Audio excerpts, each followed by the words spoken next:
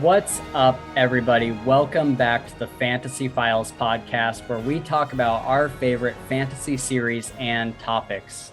We are your co-hosts, Spencer and Gabe, and today we are talking about the second book in the Green Bone Saga, Jade War by Fonda Lee. Before we get going, though, I double dog dare you to hit those subscribe and like buttons down below.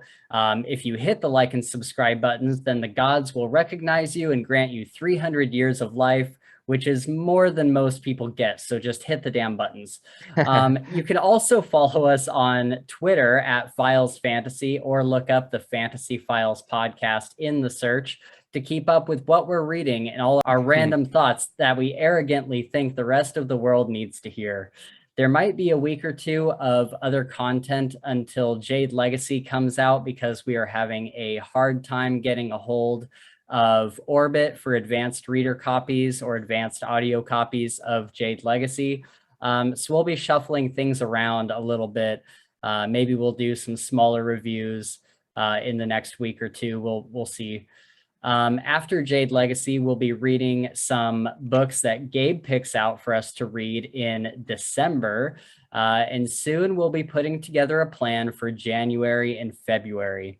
So if you have any recommendations of books that you'd like to see discussed on the channel, then please leave a comment below or reach out on Twitter or the email shown below. All right, let's talk about what we've been reading recently. Were you reading anything before Jade War? So when I finished Jade City, I went back to, and again, broken record here, just keep that in mind. But I went back to the land, and so I read the first book of the land, like maybe a little bit after that. And dude, I don't know what it is about the series, man, but I'm like so entranced by it. Like the way that it's set up is just, I just really thoroughly enjoy it. Like it's my go-to now. Like even like I love Dresden Files. Like that's my favorite series by far. But like when I think about like when I'm in the moment where I'm like, oh, I'm at work and I finish a book and I'm like, what should I read to kill the time? It's like the land. Like that's what shows up in my head. And so I start, I read the first book. It was a couple hours long. Then I started Jade War, and did that, and that's a fairly big book. And then so I finished that, like, let's say maybe 2 days ago, 1.5 days ago or something. And then I started the second book of the land, and so I've been reading that. So again, my reading has been absolutely boring. So just yeah. You have so many other books to read. I know. Matter of fact, last week you were like, I can't remember if it was during this section of the show last week or if it was after the episode. The superhero book, I know. You're like, what should I read? Because I've just been reading The Land, and I'm like, oh, dude, I have all these recommendations for you. And so I gave you a bunch of recommendations. I'm like, and we have like 3 or 4 advanced reader copies of all these books that we need to read. I know. God. I know it's bad. It's bad. But for the record, though, I'm almost done. I'm almost done with the second one. I got an hour left, and then I am planning on starting the advanced reader copies that we got from RJ Bailey. Yeah, so I'm gonna start those, tomorrow. But yeah, super boring. You should read the superhero book. I wanna hear what you have to say about the superhero book so bad. Okay, all right, that's fine. Because I think it would be fun for like, because usually like I'm telling you about a book that I've read. Yeah, like it would be super fun for you to tell me about a book that I haven't read. For sure. Yeah, I'm down. I'm down. I'm super down. All right. What about have you been watching any good TV or anything? Yeah, so I haven't started anything new per se. Like I said, my girlfriend has been watching Gossip Girl, and I've kind of been sucked into that. As much as I don't want to admit that, I've been watching that a little bit, and we've watched a couple movies. So Venom, you've seen Venom, right? Have you seen Venom, the first one? I saw the first one, yeah. Okay, so it's like coming out pretty soon, I think. I thought that I was gonna be able to watch it last night, but I went on Amazon. It's like you can pre-order or whatever. So that's like something that I'm super looking forward to, would be Venom 2. Oh, it's not out yet? Well, I think it's out in theaters, but you can't rent it yet because Oh, got it was it. like $20 to pre-order, and I thought it was $20 to like rent at the time, and I was like, dude, I'll spend $20 on that movie, absolutely.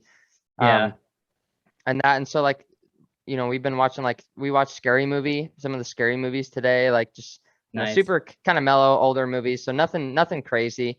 But I'm very much interested in what's it, the Pines Outer Wayward something? Pines. Wayward Pines, yeah. So Yeah, that's gonna be I talked to my girlfriend into that, so that's gonna be our next thing that we start here pretty soon. well, either that or you know what I also just watched for the first time. I can't believe it took me this long to watch it.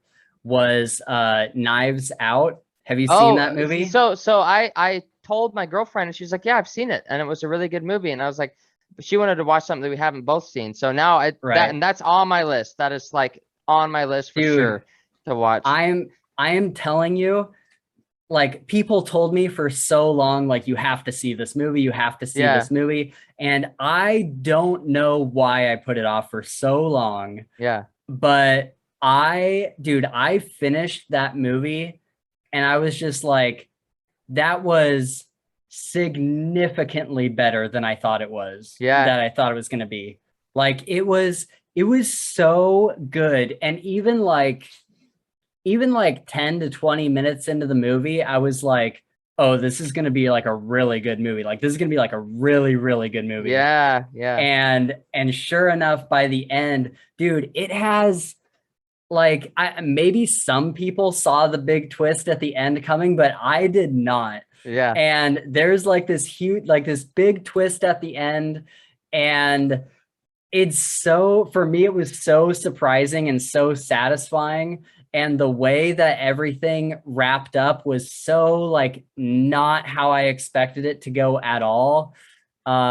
And so yeah, I highly, highly Yeah, recommend for sure. Knives Out. Anybody who hasn't seen that movie, it's on I think I watched it on Amazon Prime. It's on there for free. Okay, And nice. so yeah, it's like really, really good. I can't stress that enough. No, dude, it's on my list. It's gonna be something I watch in the next couple days for sure. For sure. So as far as what I've been reading recently, so I talked a little bit last week about reading the second Wheel of Time book. Yeah. Um, and I finished it up right before Jade War. And again, I'm just like, I think I'm gonna be a big Wheel of Time fan. I think I'm just gonna be like a huge fan of these books because Yeah. I loved it so much. The first book had a lot of kind of parallels and stuff with Lord of the Rings. Oh, And then the second book goes in a completely different direction. Like the second book was nothing like Lord of the Rings. And it was honestly like probably one of the most unique fantasy stories that I've read. It had a lot to do with like alternate dimensions and alternate oh, wow. timelines. And it was like I'll be honest, the second book was way harder to read than the first one. So I know you had some difficulty with that first Wheel Yeah. of Time book. Yep. I don't think you would have liked the second book. Okay. It Gotcha. was it gets a lot more complex and there's a lot more characters to keep track of and there's just a lot more going on in general. And there was multiple times where I had to rewind like 45 minutes to be like, okay, what were the Oh, past wow. couple scenes to kind of catch back up? And so I'm starting to see how the series is probably going to get more and more complex. And I'm kind of hoping that I can keep up with it as I go Yeah. along. But God, I really, really like the second book. I Yeah. really can't wait to start the third one. I think I'm going to start the third one unless I have something else that I really, really want to read. I think I'm going to start the third one next week before Nice. we do whatever we're going to do for our next Yep. episode. Yep. But dude, so I got to tell you about this book, man. I am so excited to talk about Jade War, Yeah. but even more than that, I've literally been like waiting for this moment to tell you about Pines. Yeah, yeah. Um, dude, this book, this book is so fucking good, dude.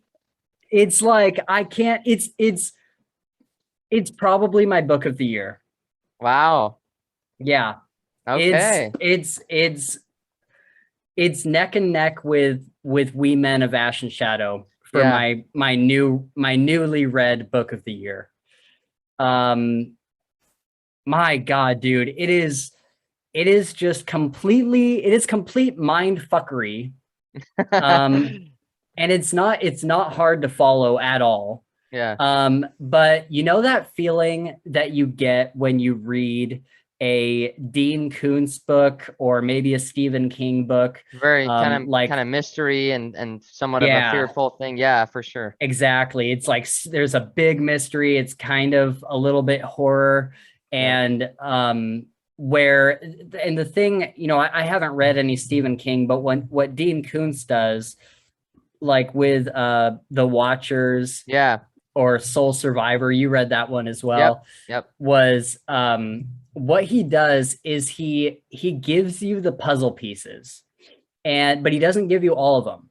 And so he gives you like a handful of puzzle pieces, and you're left there like, how the fuck do these possibly fit together? You know Yeah. what I mean? Yep. And that's what this book does. Oh Um, man. so dude, oh, it's so good. So basically what it's about is this guy named Ethan Burke wakes up in the middle of nowhere, and that's how the book starts. It's Yeah. just him. He's waking up in the middle of in the middle of nowhere. He can't remember. I think he can't remember. He knows his name, but he can't remember where he works. He can't remember why he's there. He has Oh. all this missing memory, and he's got like all these bruises all over him. His face is like all beat up. And he gets up and he starts to walk into town. As he walks into town, it's kind of this kind of like Leave It to Beaver kind of neighborhood, like this white picket fence, super like Stepford wife kind of neighborhood. Um, and he just gets this really weird feeling from it, and he's trying to remember, trying to recollect his memory, and little by little he gets it back. But you know, he winds up at multiple places in this town, and finally somebody is like, you need to go to the hospital. So he goes to the hospital and they're like, oh my God, you're back. And he's like, what do you Whoa. mean I'm back? And they're like, we had you here for like 3 days and then you left. And so then they explained to him that he was in like this car accident. And this isn't spoilers. This is all Yeah. like first chapter stuff. Yep. Yep. And so they explained that he was in this car accident. Um, and then he's like, he remembers that he's a Secret Service agent. And he's like, Oh. oh my God, he's like, he's like, where's my wallet? Where's my badge? Where's my phone? Like, I need to call my wife. Yeah. And they're like, oh, like we'll get it, like we'll bring it to you. And then hours go by and he's sitting in this like emergency room because finally they got him into like a hospital bed. They're like, we need to check your vitals and stuff. And so he's waiting there for like, you know, 12 hours or something, and nobody's coming. And so he goes out of the hospital room, he puts all his clothes back on, he goes outside, and the hospital is completely empty. There's Whoa. nobody in this hospital. And he's like, what the fuck? And so he goes out into town, and it's just this story of him trying to figure out what happened. Wow. And dude, it gets I don't want to go too much further with the Yeah. synopsis because it really will like start to ruin things, but it gets so creepy. Like Oof. it gets so creepy, dude, to the point where like I usually don't get like creeped out by a lot. Yeah. But I was laying in bed and I was reading this book, and I just started to get to certain parts where like my heart is just like racing. and I'm like, oh my god, oh my god. And I'm literally, as I'm reading, I'm literally like flipping through pages, like going as fast as I can, just like reading Yeah, this thing, because it's yeah. like, it's so fast paced. Like things are just boom, boom, boom, boom, boom, boom, boom, just happening like crazy. It is like, people say this as just kind of like an idiom or something, but it legitimately is a page turner. Like Wow. I was so enthralled with this book. Um, I have not felt this way about a book in a very long time, probably since I read Soul Survivor by Dean Koontz. Mm, And this book just has me like speed reading and flipping pages and going, trying to, because I want to know what happens so bad. Um, Dude, I have not felt this way about a book in a very long time. that's so wild, dude. Dude, That's crazy. And let me preface this. Spencer reads a lot of books. yeah. He reads more than I do. And to hear that said by him tells me that this book has got to be absolutely incredible. And so it's now on my list. I texted my mom and I was Yeah. like, I was like, I was telling her about this book and I'm like, Mom, I've read well over 100 fantasy books. I think my Audible library is like 120. Yeah, yeah, And I'm like, I've read over 100 fantasy books. I have not been this obsessed and enthralled with a book in years. yeah, Like I don't know if I've ever felt this way about a book, honestly. for sure. Like, ooh, and so what I was getting at earlier is it does get so creepy, dude. There was points where I would like set the book down for a minute and I would just feel like so weird at like you're so captivated, you forget that Yeah, you're like in your house, right? You yeah, because yeah. like you're so captivated by this book. And so finally I looked up and just got like this really creepy feeling. And I looked over to my door to make sure it was locked. And I looked over to my dog to kind of see what he was doing. Yep, And yep. dude, while I was reading this, it was so creepy because sometimes I'd be reading this and my dog would be like sitting between my legs and then he'd just like sit up and Oh, he'd just like yeah. look at something. And I'm like, You're what like, the there's fuck nothing are you looking there. at, dude? What the fuck are Yeah, you looking yeah, for real. at, dude? So yeah, it definitely gets really creepy, especially in the second half of the book. I'm almost done with it. I've been reading it for about 3 days. Nice. And I do not read physical copies that fast. Yeah, for sure. I'm almost done with this thing. That's And then wild, dude. immediately immediately after I think yesterday I went out to Half Price Books and I immediately picked up the next two because I Yeah, know I'm like I have to know how this for ends. Like sure. it's Yep. so the little things that happen, the little things that make you guess and make you be like, wait, that throws a whole wrench in the what the fuck just happened. Yeah, yeah. It makes you keep going in a way where it's like I have to know how it ends. Even if my only option was to go online and read a plot summary, like Yeah. I have to know how this ends. Wow, dude. Um, so Dang. I highly recommend it. I think on Audible it's like $5 on Audible, so it's Yeah, not even the price of a credit. for So sure. Yep. um so yeah, I would get it on there, and I think it's like a 8-hour audiobook, so you could do it in Okay. like one day. Yep, yep. Um the I didn't like the audiobook narrator, so Yeah, that's why I picked up the physical copy. But it's better to read it that way than not read it at all. for So sure. I highly recommend this book. I think it is going to keep you so far on the edge of your seat. And it's going to be hard to work while you listen. Wow. Like I'm Yeah, telling you. dude. That sounds like good books right there, man. Yeah. So I think this is like my highest recommendation of the year besides We Men of Ash and Shadow. Um, so yeah, anyways, I just had to gush about that book for a Yep, minute. you're good. I would love to do a review for it, but how I actually started reading this book was right now Mike's book reviews is doing he's doing 3 episodes, Yeah. one on each book, and I really don't want to steal his thunder, especially when I got the book recommendation from him. So I Yep. want to, give it plenty of time. Maybe we'll review them in the future, but I Yep. absolutely think it's a must read. Okay. Copy that. Um, so the last thing I want to talk about is Dexter. So I recorded a Dexter episode reacting to the first Dexter episode in this new season. I'll link it right up here if I can figure that out. But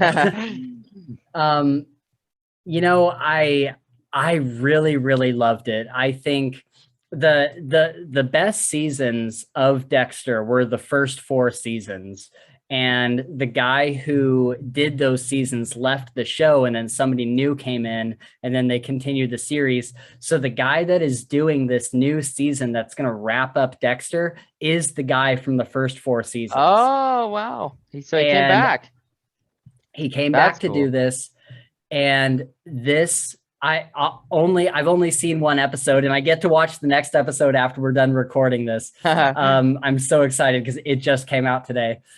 But yeah, it is a love letter to the fans, and it is. I was kind of worried about it, like, oh, how are they going to do this? Like, they're going to add on this new season retroactively. Like, how are they going to retrofit this?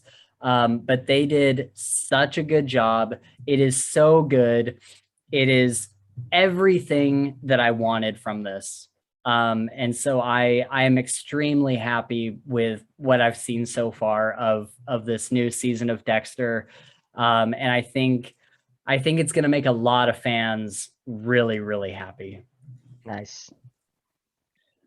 Okay, so let's get into our spoiler discussion for Jade War. It's why we're here. Yeah. All right, so everybody, this is your opportunity to leave. If you've not read this book, I highly recommend that you go read this book and come back if you have not. And this is your spoiler warning in 3, 2, 1. You've been warned. So this is a fucking good book, man. Yeah, it is, dude. It really is, man. This book's made me feel a lot more than most books that I've read in the last year. This good God, this is a good book. Yes. Holy, I was not expecting this from this book. Yep. I think that this book did everything that I wanted from the first book. Yeah. Yep. It completely blew me away. The first book I kind of wanted more like illegal crime stuff, like more like gangster stuff happening. Yeah. Because it was kind of sold to me as magical Yakuza. Yeah. And I'll be honest, I got through the first book and I'm like, I'm not really feeling the Yakuza aspect to this. Yeah. But my God. Yeah, for real. Holy shit. This book is gangster as fuck. Yeah. Big time. What while I kind of get my thoughts together, what are your general opinions and first impressions of this book? Oh man, I was so like you said, just preface this entire episode by this is a fucking good book. Like this book is so powerfully done. Like it was just incredible. So my first impression probably would be, I think the first like not even an hour, maybe like 30 minutes. It was kind of slow and it reminded me of the first book and whatnot. And then all of a sudden, like we jump into this like whole new like world, almost like in a world of politics, of lies, of crime and all this stuff. And so I was like, dude, there's more moments in this book where I like had to like stop, pause, and breathe for a little bit than any other book I've ever read, dude. Like there were so many like crazy twists and like smacks in the face, and you're just like, holy shit, dude. I was thoroughly, thoroughly, thoroughly impressed with this book, man. It was like you said, fucking good book. Yeah. I think most of those for me, I did read this while I was at work and driving around and stuff, Yeah. but I think most of those like holy shit moments happened while I was playing like Skyrim or a Oh, video yep, game or something. yep, And so when they would happen, I would like pause the game and be like, yeah. what? Yeah, yeah, exactly. What? Yeah, Oh my God. And I think man, my texts to you were so yeah, funny, yes. especially I was just gonna bring that especially up. last night. Let Yeah, me yeah, because Rita. Yeah. things would happen and I would just be like I would just send you like what the fuck, and then the next Yeah, text, what the fuck? The yeah, next yeah. text, what the fuck, dude? Yep, Like, yep. oh my God. I I remember I texted you yesterday. I think it was when I was at Half Price Books, and I texted you and you knew like exactly what part of the book I was at because we Oh had just yeah, been talking about where I yeah, for was sure. before that. And so I said no fucking way. No fucking Yeah, way. And yeah. you said yes, haha, yes fucking way. Yeah, yeah, and yep. then uh and then last night I texted you at like midnight. I texted you, holy fuck, dude. Then the next text, oh fuck. And then the Yeah. next text, Ken just fucking Yeah, exploded. yeah. and, then, and then one more text in all caps saying, dude, crazy shit just keeps happening. Yeah, exactly, dude. That is this book in a nutshell, man. Crazy shit over and Oh, over again. and it was like it didn't even give you time to No, to like, relax, or yeah, it didn't yep, even get you time to like internalize what the last crazy for thing sure. was that Yep. happened. um and there was just so much going on, dude. By the time I got to the end of this book, I felt like I had read three books. Yeah, yeah, And so today when I was going back to do the notes, I upload all my notes from my phone to like an email, and then I kind yeah, of copy them over to the actual notes that we yep, use. And I was going back to some of the early notes that I had had on my phone, and I was like, good God, that feels like a lifetime ago. Like yeah, it yeah, feels like so long ago that happened.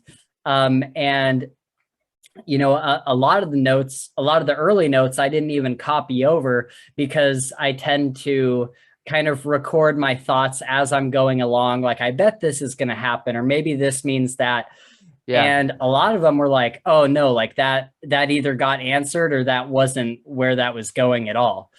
Um, and so I was really, really surprised by this book. And I was really surprised by, I guess, my initial impressions, like yeah, what I thought was going to happen versus what actually happened. yep, One of the things that I really loved about this book is, you know, Andon goes over to Espenia, and we get to see the green bones over there. And I kind of had a complaint in the last video where I was like, I would have really liked to have seen what green bones were like before they became, so involved in politics, like before yeah, they became basically legal Yakuza. yep, I would have loved to see that. And so everything in Espenia was like, oh yeah, like this is exactly what I was looking for. This is yep, exactly what I wanted. And we see them deal with the for lack of better term, like the Anglo-Saxon kind of yeah, gangs. I got the idea that Espenia was kind of like the, England or something, right? And so, or at least that's the accents they used for yeah, those yeah, characters. yep, it That's was for just the sure. vibe I That, I'll got. be honest, that surprised me when I heard the first like Hispanic. I think the first one we heard was the Yeah. policeman, and I was like, really? That's what they went with? But then I thought, just like you said, it kind of makes sense. It works well with the story, anyways. Yeah, I'm kind of wondering if KCON is kind of like the Asia continent, and Yeah, then Espenia is like the UK, like yep, Ireland, England, Wales, all that. And then they mentioned Steppen Steppen something. Do you remember Steppenland. I think it's just Steppenland. Steppenland? Yeah. Yeah, And that sounded, I think that guy spoke with like a Scottish kind of accent, yeah, or no, a yep. German. It was like German. German. Okay. And so, I wonder if Steppen is kind of German, and even the name sounds very German Yep, inspired, like yep, Steppenland. for sure. Um, and so, yeah, I thought that was super interesting. I thought it was cool how they opened up the world a lot. Yeah, And I just really, really liked all the stuff in Espenia. I really wish we had spent like the whole book there. yeah, yeah, I really liked watching the small green bone clan uh kind of just how they operated and how they're different than the very rigid strictures of the Call family, or yeah, the Green Bone clan across the water. yep, They were very, this clan was very, how you would expect like early Italian mobsters, like very, neighborhood based, yep, very family kind of based, not like family in like a strict sense, but like the family of like the clan, yeah, yeah, and like the neighborhood was like their place. yep, And that's what I always liked about um like mafia stories and stuff, because they all had their own, like, oh, this is like the Italian neighborhood and this is the Irish mob neighborhood. yeah, yeah, And that's very much the vibe that I got from the Espenia Greenbone clan, especially like with their community center. That's kind of like their base of operations. yep, I really, really like that a lot. um, the one issue, and it's literally only one, that yeah, I yeah. had with this book was some of the pacing issues. I never felt like the book never felt like super slow to me, besides some of the political stuff. But the pacing issues that I'm referring to is, if you were to think about the first book and the second book, like how long would you think that how much time do you think passed in this book? Like if you were Oh, just going off yeah, feeling no, alone, yep, just that's a how the good book question. felt. I would say like not maybe a year max, like Yeah. not that long. I think, if I remember correctly, I think this book took It was like place over 4 or 5 years. years. Yeah, Yeah, four or 4 years. 5 years. Yep. And so, yeah, that was one issue I had with it. And that might have to do with, it in something like the Dresden Files. You have like 16, 17 books, and so you Yeah, feel like time has passed. for sure. It's got to be much harder to do that in a trilogy, I would Yeah, imagine. But still, at the end of this book, I was like, oh wow, it's been like four yeah, years. I yep, would not have thought that. Matter of fact, I think it was like 3/4 of the way into the book where they said something about, Andon had been in Espenia for 3 years up to that point. And yeah, I was like, has he? Like, yeah, yeah. has he been there for 3 years? And so that was something that threw me off a little bit, but it certainly wasn't really a deal A breaker. It detrimental. was, Yeah, for sure. yeah, it was a little, maybe immersion breaking is the right term, but yeah, overall, I don't really know what she could have done differently. Yeah, But it is what it is. for sure. And really quick, I want to say with that, Yeah, and this is going to be a clarifying question for me, something that I don't know if I caught correctly. But during the interludes, right? They've got 3 interludes or 4 interludes in the those thing, were and it so says confusing. they were so confusing, and so there were points where like like Hilo's children were little, like his Rue or whatever, his actual son's name was whatever. was an infant, and then it does the interlude, and then now he's 3 years old, and so, or 2 years old or whatever. He's awake enough to swallow Jade and go to the hospital and whatnot. So it was like I was just so confused at those parts where like trying to figure out like how much time had jumped past, or like if time had jumped past at all or whatever else. And so that was kind of confusing. You know what? I don't even think that I caught that time passed during the interludes. It I did, think, yeah. At least on that last one, I feel like it did. And again, I could be wrong, so forgive me if I am, but I feel like there was, because it was kind of a weird description from infant and now he's 2 years old. And it's like, well, some time had to have passed then, obviously. Like, he's grown up. Interesting. Yeah, I didn't notice that, and I wonder if there would have been a better way for those interludes to kind of tell you that time has passed. I don't know if it would have been a great idea to be like 3 years later. But some sort of indication in the narrative immediately to tell you how much time has passed. I would agree. A lot of books, not a lot of books, but some books that I really like that have handled this well will, at the beginning of the chapter, they'll tell you the date. And so, I'm just going to use real world examples. Like the first chapter would be like November 12th, 2011. And then 3 chapters later, you're at March 1st, 2012. And so you can kind of keep an idea of how much time has passed. For sure. I really like it when books do that. I've only found a few that do that, but I do really like that kind of vehicle for telling the reader about the passage of time. Yeah, absolutely. So what did you think? I'm going to jump straight down to world building because I really don't have anything new about the authors or that's fine. The author or the storytelling. So what did you think of the world building? We get to see a lot more of the world. What did you think of like Espenia?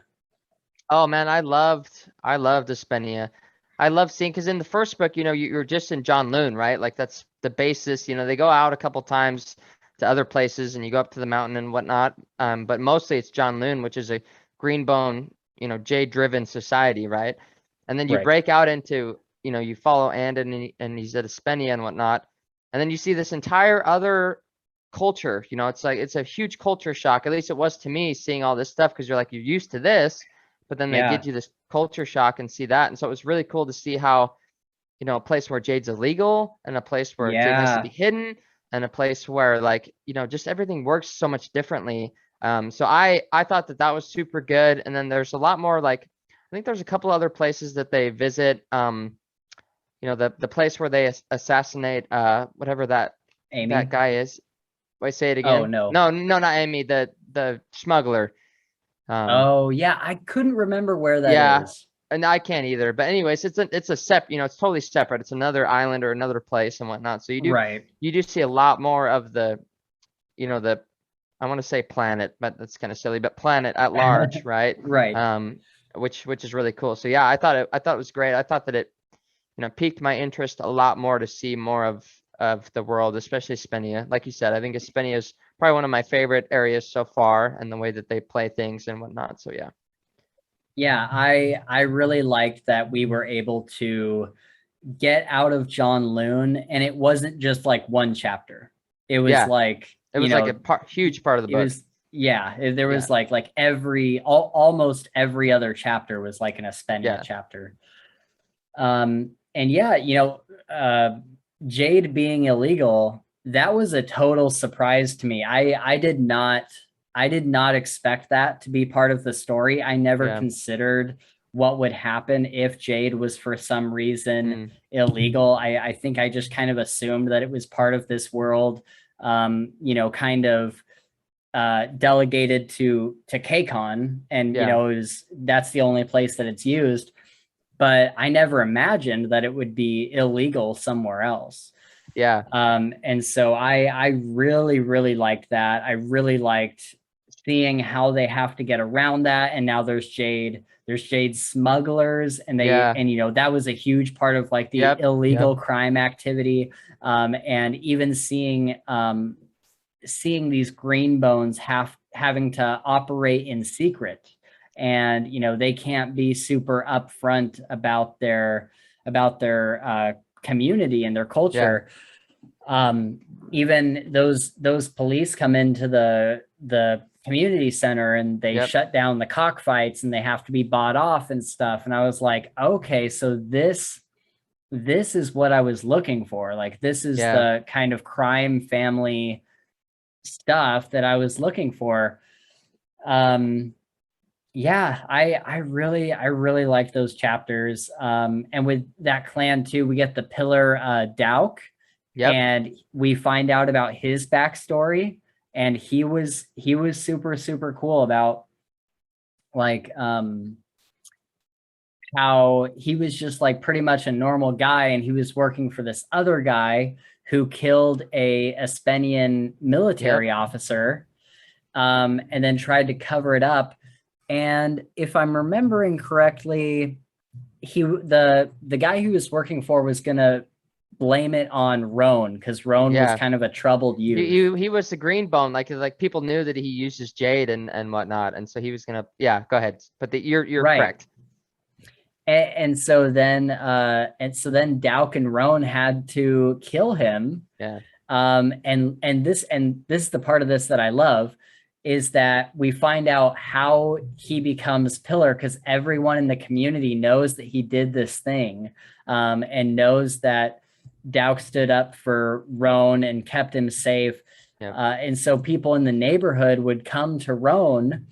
Like it sounds like a crime boss's origin story. You know what I mean? Like it sounds like, for sure, it sounds like an Italian mob's origin story. Like people are coming to him knowing like, oh, you can help us with this thing, or like, hey, these people are trying to, extort us, run extortion, and like, can you help us with this? And so he was the guy everybody turned to, and little by little he gained more notoriety and became the leader of this neighborhood, of this like green bone neighborhood. For sure. And I really, really, really loved his origin story. And then of course he made Roan his horn. And another thing that I know you have something to say, but one second. Okay, you're good.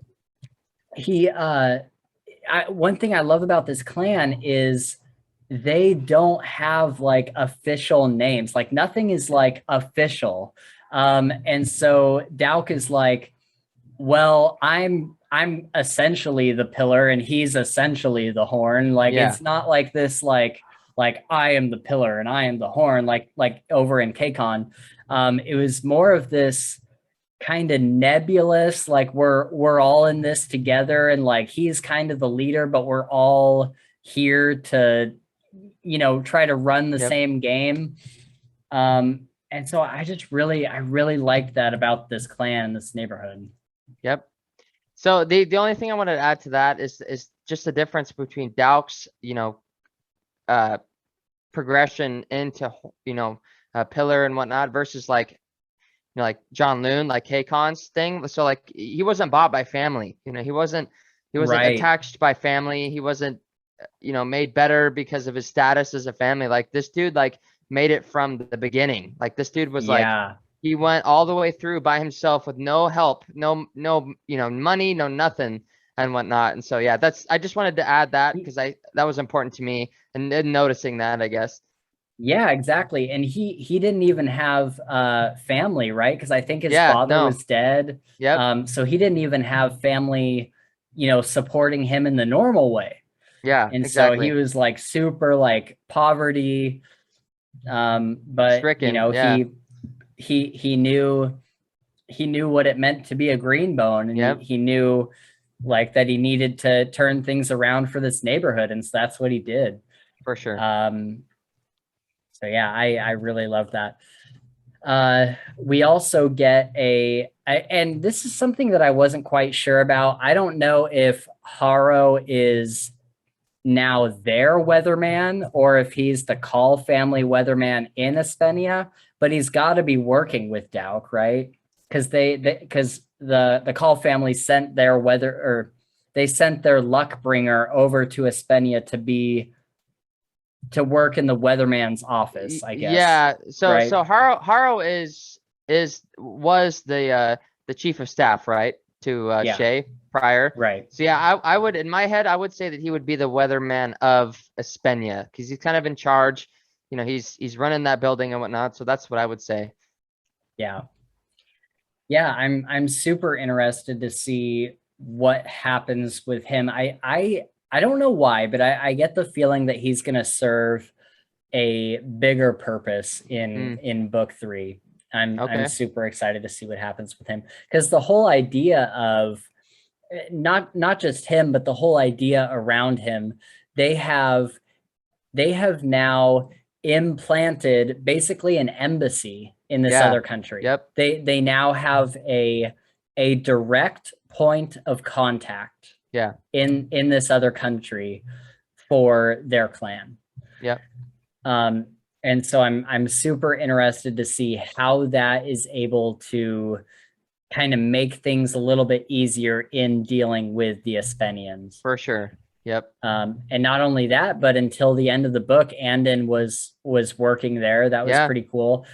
And you know, that was there is so much character growth in this book, because we see and I know I'm kind of jumping around a little bit, but Andon we see at the beginning of the book, and he does not want to go to Espenia. And even at the end of the book, he still doesn't really want to be there.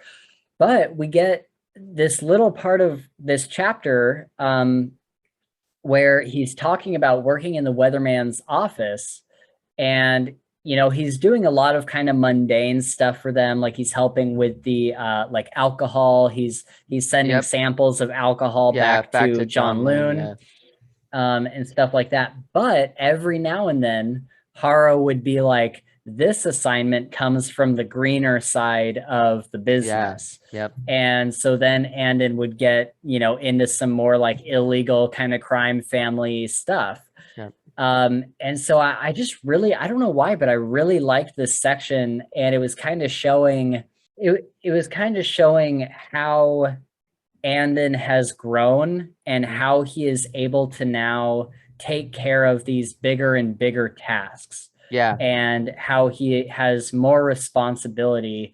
And you know, he went from and just his own like self-image. He went out there thinking that he is getting exiled, and they just want him out of the way, and he's just going to live there and kind of do stuff on his own, but still be part of the family. But then in this chapter, he's starting to realize that they are giving him, like, what the work that he's doing out there means something. And it's not all for nothing.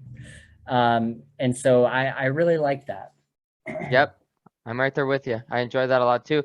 It was you know, there's moments where he like, well, especially in the beginning, and this is just going along with what you said, but where, you know, you'd feel the self-doubt and the self-deprecation and the kind of the sadness, and then the moments where you get to him realizing that like he's actually making a difference here, and he's like doing things that are important, was like super. Those were very, very important moments to me, because I caught on to him and I read them and I felt him, and it was very powerful.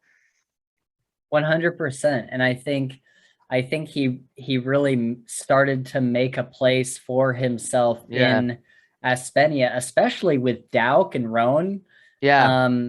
You know, and one Corey, of my, for that matter too.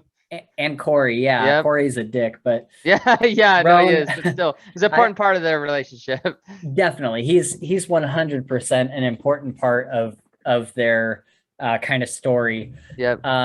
And you know, one of my favorite moments, and again, I don't know why, but it's just a moment that stuck with me. It was after the community center gets like Molotov cocktails like thrown in the windows and stuff. You know, Corey kind of runs out to chase him down, I think. But then Roan is like, you know, help these people, and then he's like, come with me. I think it was at this time. And Roan and him are just walking through the city, and they're trying to like keep a keep a low profile. And that's when we see Roan pick out the brick and put his gloves in the brick. Yeah, yeah. I mean, I remember And that. Go ahead, sorry. I don't know if that's happening at the place that I think it is in the book. No, I think it is. My memory wants to tell me that all took place at or out maybe in an alley behind the community center. Yeah. Like I don't know if okay, then It was you're good. yeah, it was definitely outside the community center. Yep. But they're like walking around and he takes these gloves off and he puts them like inside the little brick thing. Yep. And he kind of has this moment. First of all, Roan is a badass because he's always For taking real. these gloves Yep. off and on. Going into withdrawal. So he's always going through withdrawal. Yeah. And so he takes these gloves out, puts them in there. And he kind of like slumps a little bit. And Andon has this moment where he lets him like lean on him or something. Yep. And it was just this really cool, like kind of bonding moment. And I forget what the conversation is that they have in that scene, but it's just something that stuck out to me. Yep, absolutely. I don't even know how I got there. It's all good. We're going, man. Let's talk about the Aspenian military for a second. Okay, yeah. This was a super interesting scene. Do you remember this when Hilo, I think it's Hilo that goes and visits the military base and he sees how the colonel or whatever and whatnot. What colonel leader or whatever his name? Yeah. I can't remember his name, but he walks him by the training ground. Mm-hmm. And how all the soldiers they only have like a couple pieces of jade on them. It says like they had as much jade as like a middling John Loon Academy student. Yeah. Okay. Yeah, that's right. 5th year, I think is what he said, or something like that. Yeah. And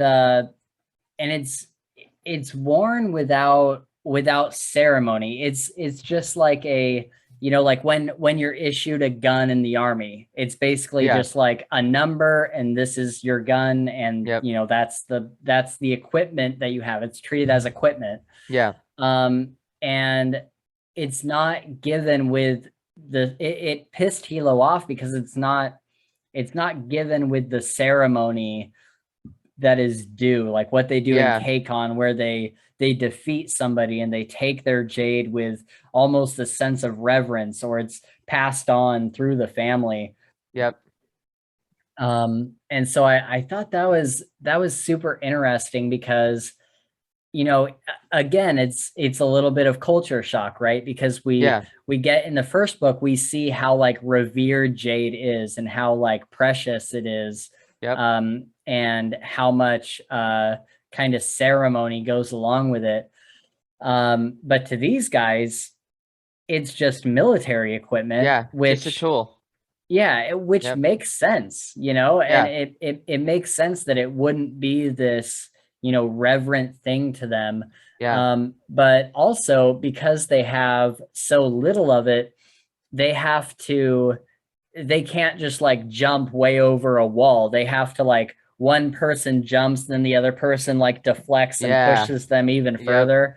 And I was like, man, that's really interesting. I don't know why you wouldn't just give them more jades so they could make the jump.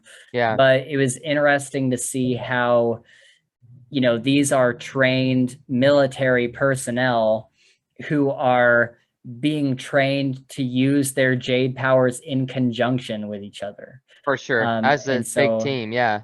Yeah. And so I thought that was really cool. I never really thought about what a military team using jade would be like. Yeah, absolutely.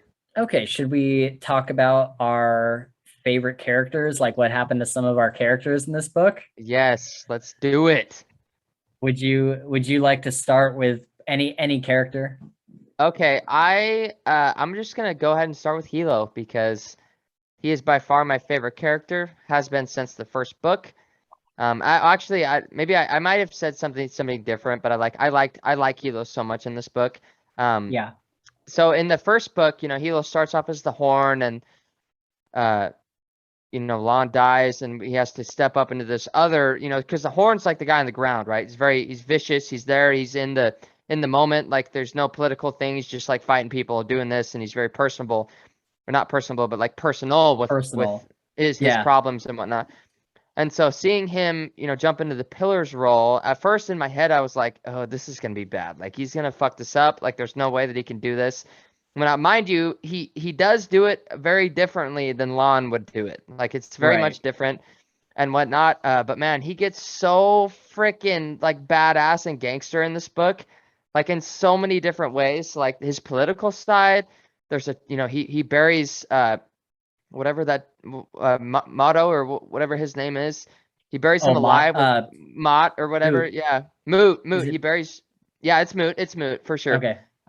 He buries him alive with Jade in the stomach and he tapes his mouth shut and like you're gonna fucking die from the itch just down there. You know what I mean? Like just Yeah. crazy stuff and seeing. So that's cool. But then also seeing seeing him like turn kind of into more of a pillar role with the politics that he becomes a part of, and I feel like he starts to kind of learn a little bit more about how to like deal with other people and this in a way that the pillar should. And I think that Shay has a big part to play in that because she's like very much a consult for him. But Right. yeah, I freaking loved the way that he turned out and the way that he's changed, and I was super stoked to see all of it. And yeah, that's probably all I got for Hilo. Yeah.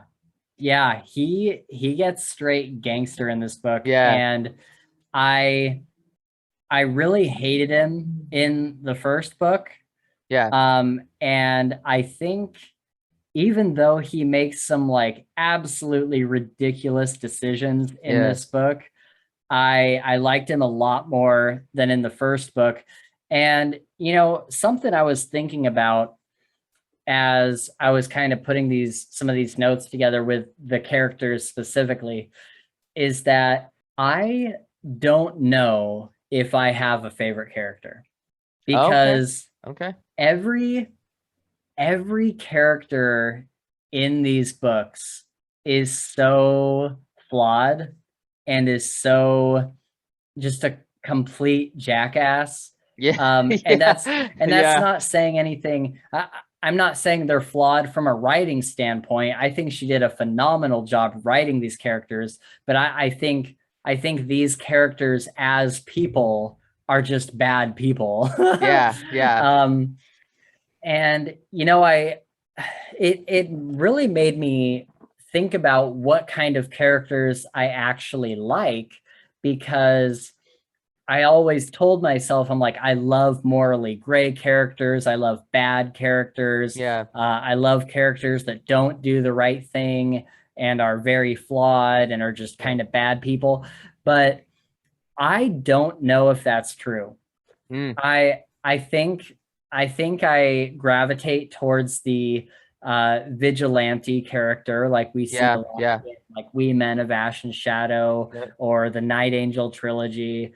I think I gravitate towards the morally gray, dark characters that are a good guy deep down. Yeah. But some of these characters, I'm just like, man, they are all making bad decisions. Um, Yeah. so yeah, I don't know. I don't know if any of them like stand out for me as like, oh, I really love this character and I really love like what they did. But God, this book has some really, really fantastic character work. Um, speaking about speaking of Hilo, there was this one moment at the beginning of the book that gives kind of a redeeming quality to Hilo. I wrote, Hilo decides to let Wen reach out to Amy and tell her that she can come out with the kid even if she brings the other guy, the Mm. guy that she left Lon Yep. for. And Wen says that this is what she loves about Hilo. One of his redeeming qualities is that underneath all the bravado and arrogance, Yeah. he Yeah. puts others' lives before his own. Yes. And I was like, yeah, that's true. He Yep. does do that. So Yeah. I think that's probably a good redeeming quality for him. For I sure. I have this thing that I want to read Because so like I said, on my phone is where I take these notes, and then I kind of edit them and put them into the computer notes as best I can. Um, but in my phone notes, I tend to, it's just kind of like stream of consciousness Yeah, of just yeah. like, this is what I'm thinking about any given thing. So this is what I wrote, and these are all back to back. I wrote, Hilo is being an ass, showing up at Amy's place, telling her she needs to bring her son back to KCON, but Lon is dead and it's been 2 years since she sent that letter. Who does Hilo think he is? And then the very next note that I have in all caps is, Hilo stole a fucking baby and killed the mom? What the fuck? and then Uh, and then the very next Hilo note in all caps again is like, what? Hilo buries mute alive? What the fuck? yeah, dude. For and so, real. and then and then and then I'm thinking like about that, about him burying Moot, is the thing that's crazy is that Moot wasn't even there when Lon died. For sure. For Like sure. Moot wasn't one of the two that was on the dock. Moot came way later. Yeah. And so he has no idea what Hilo's talking about. He thinks that Hilo is talking about something completely different. Yeah. But at the same And time, though, like he's wearing Lon's Jade. Like that's all that Hilo right, needed. That's all that Hilo right, needed. It was game over after that. But I totally agree. I thought and noticed the same thing. I was like, he wasn't part of that assassination, which it really wasn't even assassination. Like the dude right, died because of SN1. Like it wasn't even that. But right. yeah. Yeah. So I'm just like, I'm like, oh my God, like I Yeah. can't believe this. Um, but let's see. So then after that, Hilo strings the guy up that placed the bomb Yep. on the SUV, Yep. and murders him. Wait. And Hold on. Was that Hilo or was that Ken? well, Ken blew up in the explosion. I mean, not Ken, the other Make brother. Oh, Tar. Yeah. Maybe. Go on. I'm sorry. I might be confusing this a little bit. Go finish. Maybe it'll clarify. My bad. Okay, so Hilo, he's got this guy who either set the bomb or was involved in getting the bomb onto the SUV, and he's got him like strung up and he's cut and he's beat up and stuff, and then he takes his like Talon knife and cuts his throat Okay. after asking him some questions or something. So that was different. Um I was remembering a part where the person that was strung up cut their own throat when they went like out of the room, and he's like, "How could I have done that?" So that was probably before Ken died, then, right? That was a different, yeah, separate when thing. was that? I'm pretty sure because I'm pretty sure it was Ken. I'm pretty sure it was Make Ken that was the horn trying to do that, and he had a lead on. Oh, he had a lead on the smuggler, and he was trying to figure it out, and then the guy like somehow like killed himself, and Ken was like, "Oh man, I fucked up. Like I should have known that he would have done, whatever else." Anyways, that was just my Yeah. confusion. I do vaguely see, so much happened in this book Yeah, I that know, I I have know, I like know. I have like a vague recollection of that. And I think the Yeah, guy had a knife in his boot, he didn't he? did. Yep, And he exactly, was able to get exactly, to the knife. exactly. Yeah, Yeah. yeah. Okay, so we're good.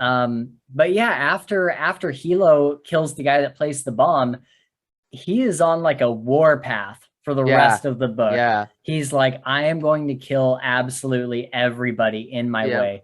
Yep. And I knew that when was going out to the park, when it was describing her walking with the carriage down to the park, Yeah. I'm like, oh, something bad is gonna happen. Like Oh I just yeah. got that vibe. I Yep. was like, I Yep. know something bad is about to happen right I'm now. with you. I had the same feeling. Ooh, man.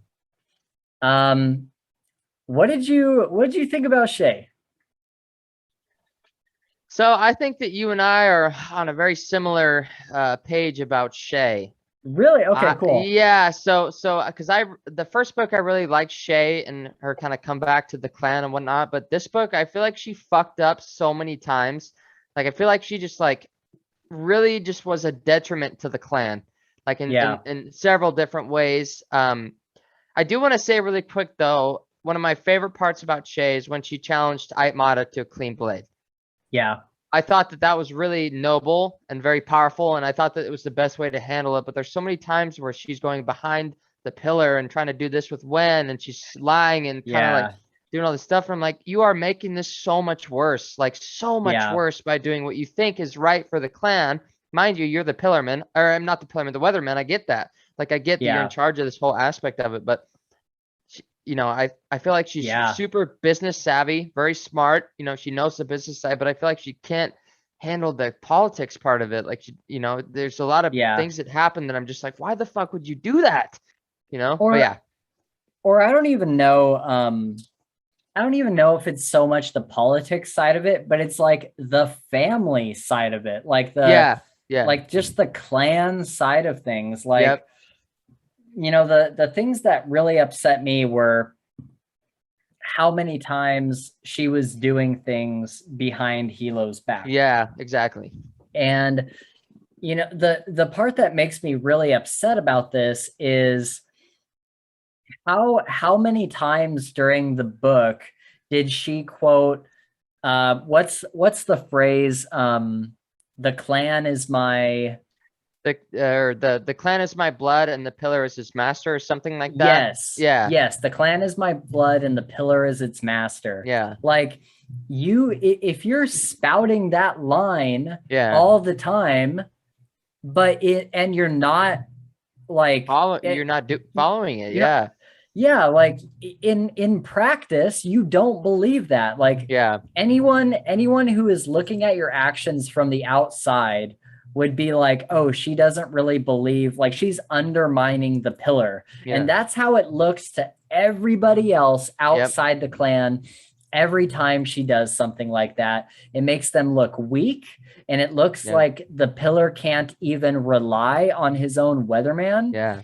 And so there were multiple times during this book where I was like, Hilo needs to just let her go.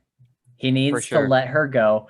And then finally at the end there, he tells her, he's like, you're no longer the weatherman. After he finds out about everything she's been doing with Wen, he's like, you're no longer the weatherman. She's like, no, I'm staying. And it's like, Hilo kind of backed down because he was so exhausted at that point. Yeah. But I really, really think something needs to happen to Shay. Like, I really, really think that Hilo needs to let her go, or, you know, she needs to get dead or something, because I think she's a huge detriment to the clan. No, for sure. See, and I would totally agree with you, but honestly, like, I don't want her to die. I want her to, like, I want there to be this moment where she finally, like, understands how important it is to be loyal, because, like, it's not that she's not loyal, but she's like doing all these things that are like against the leader, the person that says all, you know, he's the last word no matter what. So I really hope that, like, there's this moment where she finally realizes and understands that she cannot do shit like that. Cause I like her as a character, like just as Shay herself, but the way she acts is just, it's unfounded. There's no reason for it. She's fucking everything. Like, you know, she's like, it's just twisted kind of. I don't want her to die. I want her to figure out what she has to do. And if she doesn't do that, then I want her to die. I totally agree with you. And I guess there is a third option, right? Besides dying, you know, I know. My brain went straight to death. If she could get a redemption arc, that would be super awesome. For sure. Because I do like her, you know, to some extent as a character as well. But I just think literally every decision she made in this book was such a bad decision, especially everything with Morrow. You know, she doesn't tell him about the abortion, or even like, she didn't even like get his opinion, like, hey, I'm pregnant, like, should we keep this, or what should we do? Like, you know, she just went right over his head. And so, you know, it at that point where I was like, okay, so she treats Morrow with the same disrespect that she treats Hilo. Yeah. Yeah. And so, it really made me wonder if there is a redemption arc for her. Like For sure. and personally, I don't think there is, because Yeah. even at the end there with Morrow, she was not apologetic about, bailing on him for 3 weeks, not telling him about Yeah. the duel, not telling him about the abortion.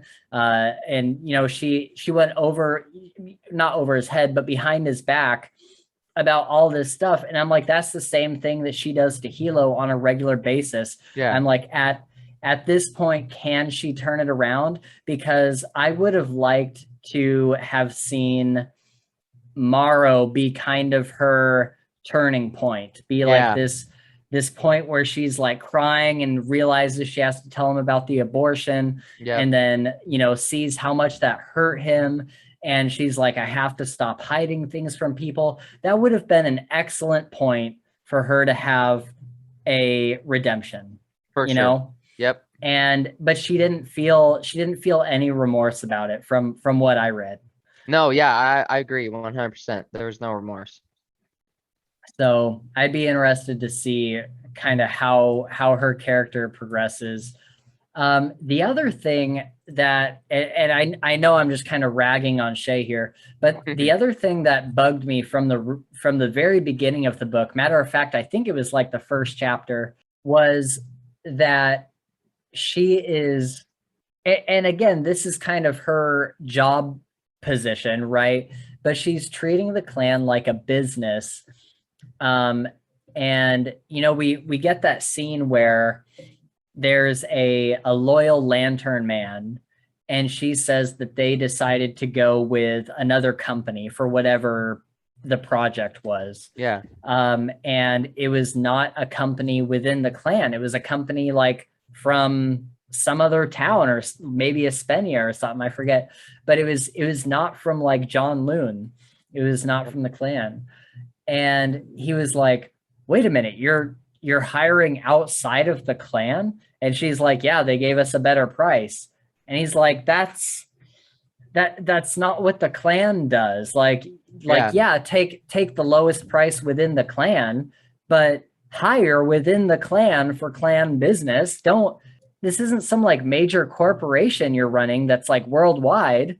Like you are a Greenbone clan based out of John Loon. You need to hire within the clan. Yeah. And it completely threw this guy for a loop. I would have been pissed too. Yeah. And so I was like, oh man, she's not.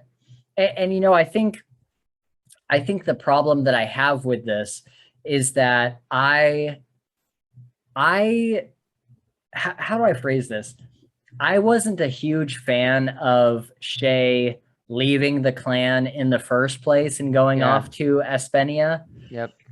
And so I think that while she was there, I feel like she just doesn't have a lot of loyalty to the clan to begin with. She has loyalty to like her family, but she doesn't have loyalty to the clan. And so I feel like through this experience of hers, of her going out to Espenia and living a completely different life in a different world, she's kind of gained this idea that everything is a corporation, everything is a business, every work goes to the lowest bidder kind of thing, kind of mentality. And so I don't think that she has this like cultural reverence for the clan and for the culture, you know what I mean? She's kind of outside of it a little bit. So we talked about her getting her abdomen opened up from Ait Madashi. Yep. And she gets all her jade taken. And this was one thing. Not all of it. Not just, all of just it. her choker, right. But yeah. Right. And this was something that I did like about her character. She's in the hospital, and Woon Papi Dunwa comes in. And he's like, oh, we'll get you a new choker. And she's like, no. Like it would mean that I didn't see the battle as significant. Like I Yeah. was just like, oh, I'll just get more Jade. Like Yep. it wouldn't have any significance if I, were to just pull from the bank, Yeah. basically. What did you think about Andon in this book? Oh man, I really enjoyed watching Andon because Andon ended off right and basically in exile. The last time that we saw Andon, it was a very brutal interaction between Hilo and Andon. I mean, Hilo was pissed. He's like, I don't ever want to see you again. Leave. Like, you're not part of this family. You're not part of this. What else? Which is understandable because like Andon did something crazy. Like he dismissed his Jade. Like he's like, I don't want it. I don't want to wear it, which is like crazy to think about. From all the other students and whatnot, it was pretty wild. And so seeing Especially, his, go ahead. oh, Yeah, go sorry. ahead. I was just going to say, especially after going through years and years and years Yeah, at this 8 academy. years, 8 years, Yeah. exactly. Like that's a huge chunk of his life because he's what, he's like 19 or 18 or something like that's a huge portion of his life. Absolutely. And so it was cool to see how he coped with that and the way that things happened when he got to Spenia and the Juans, I think maybe is their name, is his the family that supported him, or is it I what think so. yeah, whatever you want to call that. And so yeah, so that was super cool. It was very interesting to see how he made friends. And kind of got, he basically in the end, he did get back into kind of a green bone working, relationship, I guess, because he made friends with Corey. He's playing whatever that soccer game was with him and whatnot, and met his dad, which is Mr. Is that how you say his Doubt. name?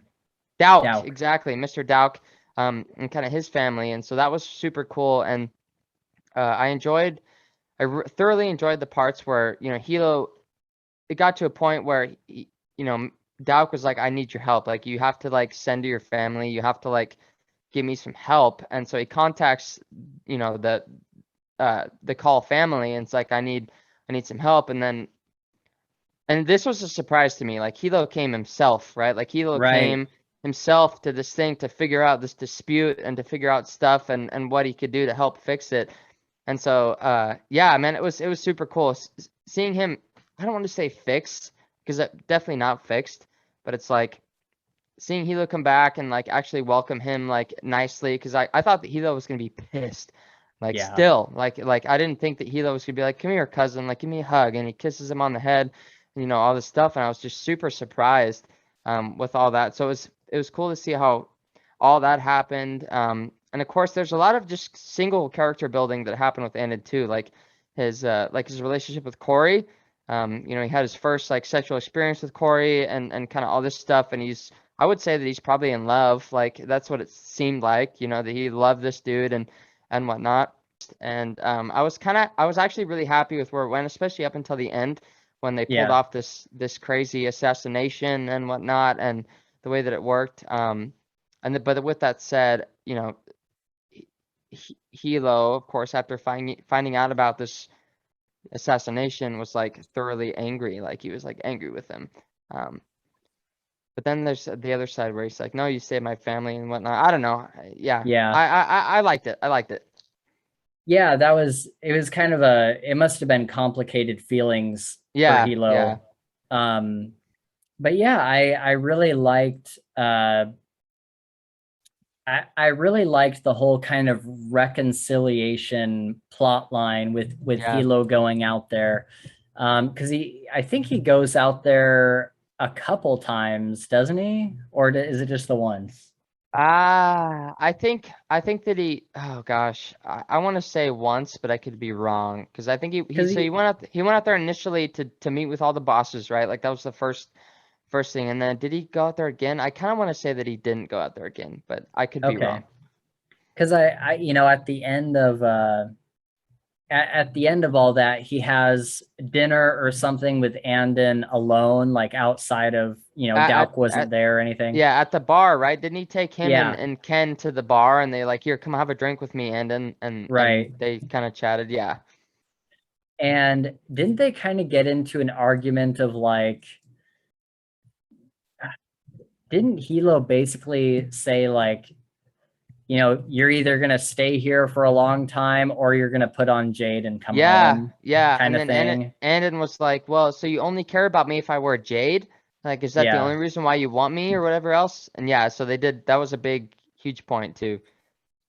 Yeah, and what do you think about that? Do you see Hilo's side of it, or do you I think no, like, so yeah, he's kind of just using him for his Jade, or no, I do.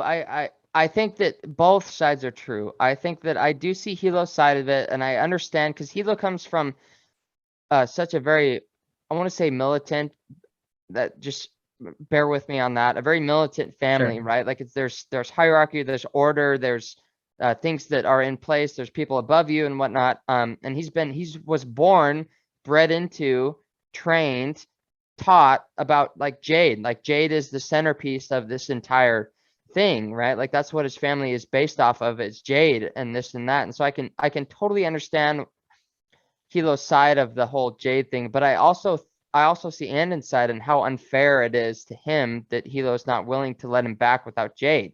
And so it's like, Right. I can see that because Jade it made Andon crazy. Like he went, there was too much power. He could have easily dropped into that addiction and easily dropped into that like absorption of Jade and how powerful it was and stuff.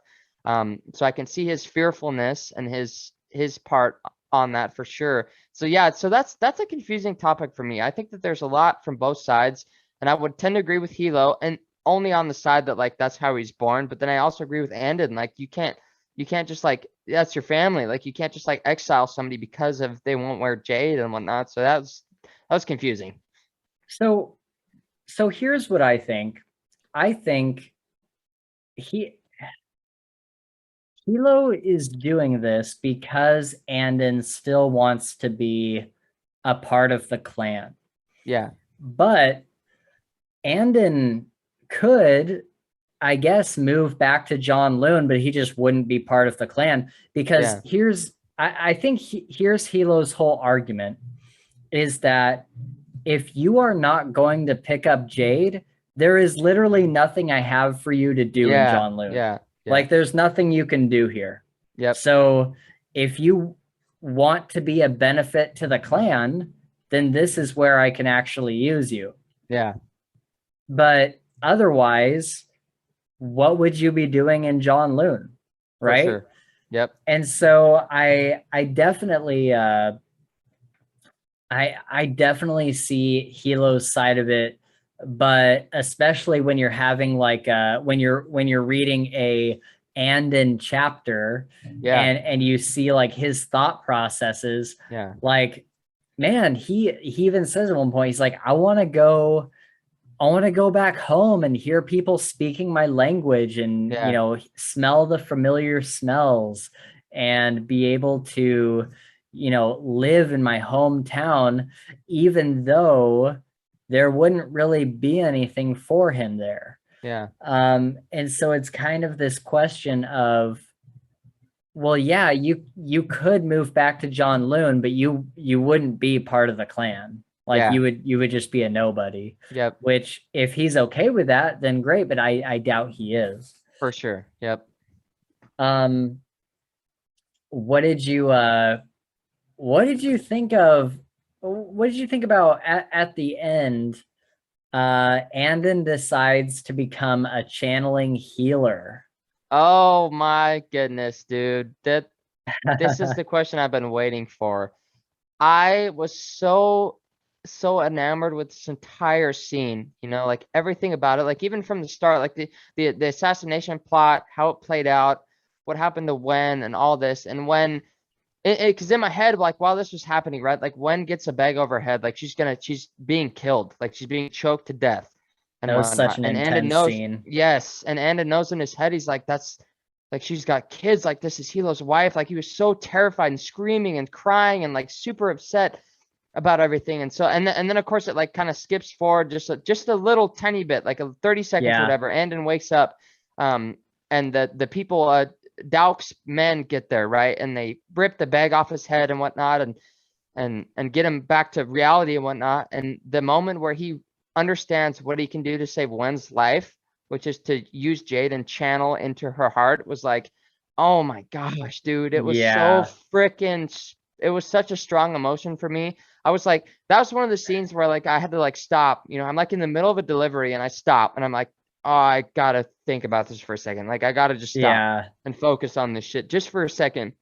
And I did that, Yeah. exactly that. Like I was in the back of the van and I just like thought, I was like, dude, this is crazy. Like this is nuts. But I was so excited that he did it only because it saved Wen's Yeah. life. I really love Wen. And I was like so scared that she was gonna die, like for good. Right. And she Yeah. might be we don't really know yet. She might be in a vegetative state or kind of, she lost oxygen and her brain might kind of be messed up. But I was like, she's got two choices. Like it's either he's gonna do this or she's gonna die. And he did Right. it. And so I was super stoked about that. Then there's the other part of me that's like, we know how much he fears that Jade, like the feeling, right? He's scared of, like, he doesn't like it. He wants it to avoid Yeah. it and whatnot. So I don't know the repercussions from him using Jade to channel might be in the future. But I was grateful that he did it. And it was crazy, dude. It was a crazy moment in this book. That was such a intense scene. And I think, I was wondering when he would, because I knew Yeah. eventually at some point in this book he Yep. was going to grab Jade Yep. and then use it to channel and then just like let the Jade go or something, kind of like he did in the first book. Yeah. But I was waiting for that, and then this was just like the perfect scene for him to Yeah. like, when is dying. If there's any time to use Jade, It's now. now Yeah. is that time. Yep. And yeah, that was a Yes. fantastic scene. I Yes. really, really love that. um and it's interesting, he's decided to become this channeling healer, and basically he made the argument, not the argument, but he said that because he's focused on other people for healing and he's not focused on like himself, it might help him overcome like the Yeah. Jade kind of mentality that Yep. he was fearing. Yep. Yeah, I think he said, he was talking to Hilo and he's like, I would like to come back. The feeling was, I didn't like the feeling of hurting, it's hurting versus healing, which is pretty much Yeah. what you just said. But there's a moment, and I wish I could remember the quote, and maybe I'll bring it up sometime in the future. But he basically says that he's like, I hated the way it felt when I was hurting somebody. But Yeah. I was entranced by the way I felt when I was helping somebody survive, like was the way, Yeah. and that was also super good. Yeah, for sure. Yeah, I bet that makes a huge difference. Because really his only other experience with offensive Jade is directly channeling into somebody and And destroying them. stopping like Yeah. Yeah. four people's hearts Yeah, all in a row. exactly. Exactly. And so he kind of got a big you know, a big jump start when it comes to offensive magic. Yep. Because you feel them die, like when Yeah, you're channeling, you feel everything they feel. So yeah, no wonder he was a little messed up from it. for sure. But yeah, I like the idea of him becoming a healer. That was something I was curious about on our last episode. I was like, I would like to see, we've got to get a character who does healing at some point. Yeah.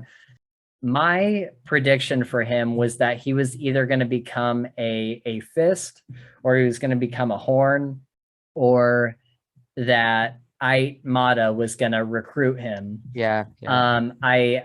I don't know why, but I did not expect him to become a healer. Yeah. And I think it was just I didn't think that, just because we hadn't really been introduced to a whole lot of them up to that point. But yeah, I was pretty surprised. I'm like, okay, yeah, I can totally see that his character is going to go that direction. Yep. And Yep. that makes perfect sense for his personality and for his character. For sure. Um I also, I did like kind of his when he first gets to Espenia, and his kind of storyline of like starting to realize that there are green bones here and they're working in secret, because he's like seeing them every now and then, and he's like, wait, that guy just used Jade, holy crap. And that was when he saw Corey for the first time. And so I really liked this kind of story of him like trying to figure out this underground world of Jade users. And like little by little, he's getting more information on them, and he's always kind of seeing them work in the shadows. And then he goes to his like adoptive family. And I think they introduce him to Dauk, right? They take him over there for dinner. Well, so what happens is Andon gets, you know, he has a new bike, right? And he grabs a bike, and it's actually not his bike. That's right. So the guy comes and it's like, what the fuck are you doing with my bike? You know, and they get into a fight, and the Andon kind of like makes him, you know, he like beats the shit out of this dude. Not terribly, but he like shows him that like he's the more powerful fighter. And this guy's like, I will find you and I will kill you. Like I will end your life. And so he goes to the Juans, his host family, and it's like, hey, this is what happened. And they're like, we have to go to the Dauks. Like the Dauks are the people that can help us. And then that's when he gets introduced to the Dauks. That was another interesting thing, because it was another little bit of culture shock for Andon, because he's like, I don't understand. I beat him. Like the matter is settled. They're like, no, like you got into a fight and he's gonna come back and, you know, hunt you down. And he's like, but I won honorably. And they're like, that's not how it works here. And he was just like, what? I do not understand this. And so that was another bit of really cool culture shock. What'd you think of Roan? Oh, I liked Roan a lot.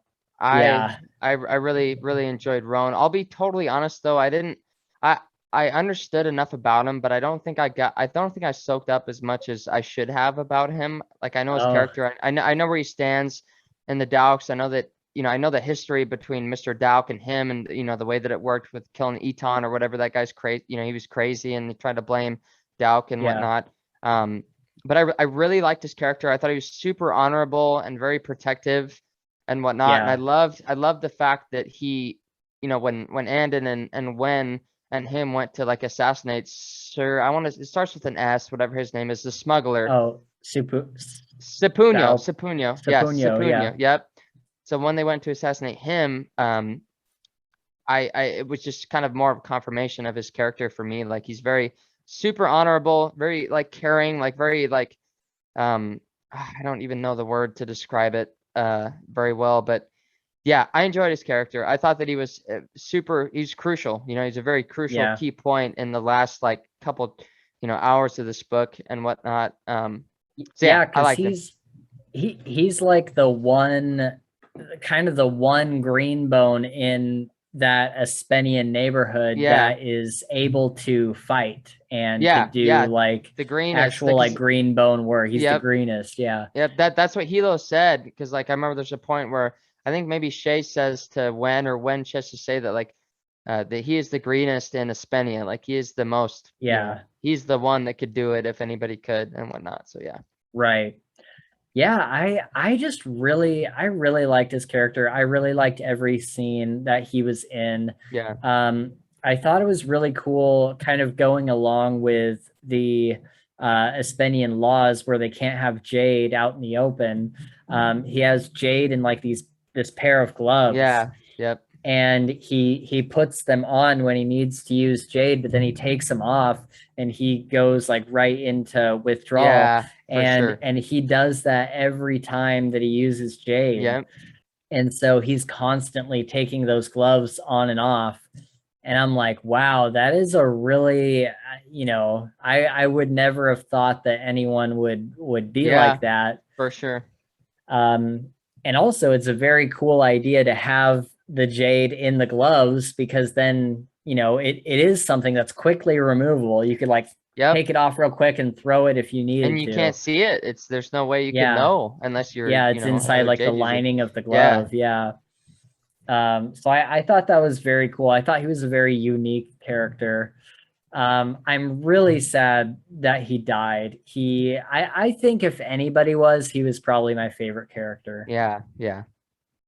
Um, what did you think of this Morrow guy? So I liked him a lot. Well, I shouldn't say that. I shouldn't say that I liked him a lot. I think that at the time it was what Shay was like needing and looking for, and he's very much of an intellectual, he's very intellectual. He's a professor and whatnot and all this and that and stuff. I do want to say though, like I fucking just absolutely hated the way that that shit ended. Like Yeah, I did not like that at all. Like I didn't think it was fair, not even so much to Tomorrow, but more to like Shay. Like I felt really bad for yeah, Shay. Um, I think that it was just kind of a situation. It was like a crime of opportunity almost, like somebody yeah, found out that Morrow and Shay were together, and the mountain, it was the mountain, right? Isn't that what we yeah, figured out it was? Like the mountain, Aitmata like basically said like either we're gonna kill your fucking family in Espana or wherever it is, or you're gonna do this shit. And yeah. and then it ended with Shay fucking channeling into his heart and killing him. Like it was fucking hardcore. Yeah, and there's so many ways that you can look at that. I think that Morrow, he should have just gone. He should have gone to Shay as soon as somebody made that threat. Yeah, yeah, I think that they could have protected his family. yeah, Um, absolutely.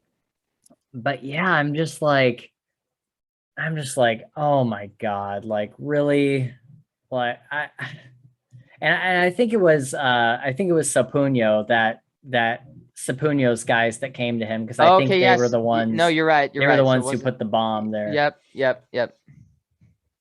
Um, but yeah, I had so many mixed feelings about it because I was like, God, Morrow, you're such a dumbass. But also, Shay was being hella weird. Like Yeah. she wasn't talking to him for like And weeks. she's keeping And so shit from he, him and yeah, all sorts of yeah. stuff. And so he didn't know if they were over or Yeah. what. And so, and I call him a dumbass because he's like, I didn't know what they were gonna do. They said they just needed two people to come in to the meeting, with everybody else. It was two Yeah. college kids. And I'm like, well, what did you think they were gonna do? Yeah, Like, for sure. what, like, come on. Yep. And so, I man, yeah, there's a lot of different ways you can look at it, and I'm very conflicted. Yeah.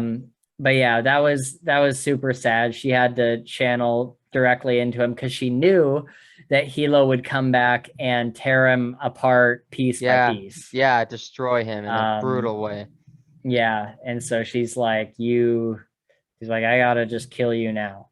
Yep. So you don't suffer. Um, Yeah. Yeah, I initially thought that he was like a mountain plant, like somebody who's working for the mountain, Yeah. because he came over and he had a lot of the same ideals that the mountain did. He Yeah. wants to distribute Jade, he wants to distribute Shine, and wants to open up business with Jade for more countries. Yeah. Um, and that that Shine shouldn't be illegal. Yeah. So yeah, I was pretty suspicious of him from the start, but the way he betrayed the clan wasn't how I thought he would. Yeah, for sure.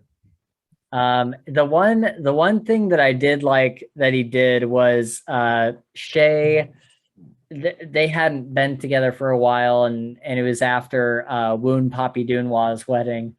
Yeah. And Shay brings him back to her place, and she's like kissing him, and then she has the balls to tell him about the abortion right then and there. Yeah. And dude, this Yeah. guy, this guy gets up like a fucking king and turns his back on her Yep. and walks out. Yes. And I'm Yeah. like, that's my dude. I'm Yeah, like, for that's real. that's exactly what you should do. Yep. Yep. I think that was the right reaction. No, absolutely. Um, so yeah, that was the one time where I was like, yes. Yep. Um, so we talked last week about this guy that Okay. lost both his Yeah. arms. So this is I wanted And to. Yeah. Go ahead. and you asked me, you were like, wait, is he a make brother? And I was like, Yeah. yes, he definitely is. No, he is. Okay. Matter of fact, I got told from Fonda Lee herself that No, no that he is way. not that he Oh is my not a gosh. make brother. Dude, Um, I got so confused, but I was just like, all right, yeah, okay, we'll just roll with it. yeah. That's so funny. So the make brothers are Ken and Tar, Yeah, yeah. and Aton is just some other guy who lost his Yeah, arms. he was he was a fist, like he was a fist right underneath the, I think Ken Ortar, he was a pretty high Yeah. ranking fist, and so then, but yeah, yeah,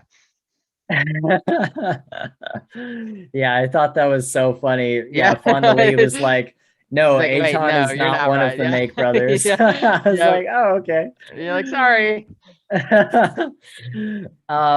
Yeah, but he's got this monkey that does Yeah, stuff for him. I He's got love the this monkey. monkey I that love the that monkey. works Can as you his arms. Do you remember the monkey's name? I don't, but I was just seeing if you No. did. Okay, because Uh-uh. I'm gonna figure it out because I remember hearing the name and I I was didn't like, I even know like it that had a name. name. I'm pretty sure it does. I'm pretty sure he called it something. And I was That's like, I like funny. that name. Yeah. So now he's running the double double. But he's not And running the double double. He works part of the distillery there, and then he's like kind of like an oh, unofficial, he says he's like an unofficial security guy or whatever. I don't think he runs, but he does oh. run his part. Like it's they have a separate like distillery place that he runs and whatnot. But yeah, I could see how you would think that though, because he still does all the stuff. He's like going out there and checking on people gambling, and of course he meets Barrow and does all that, make sure he's not gonna go fucking kill himself and whatnot. Yeah, so what the fuck happened with Barrow? Because he came in and he was like passing out on the couch. He was like about to crash out. And Aton calls either Hilo or Tar or somebody, and he's like, hey, I have this kid in my office. You're gonna want to talk to him because Barrow Yeah. had just told him about some crazy shit that happened. Yep. Yep. And and Barrow is like, is this the guy? Yeah. Um, and so, but then the next thing we see is Barrow is like loose and joining this revolution at the very end of the book there.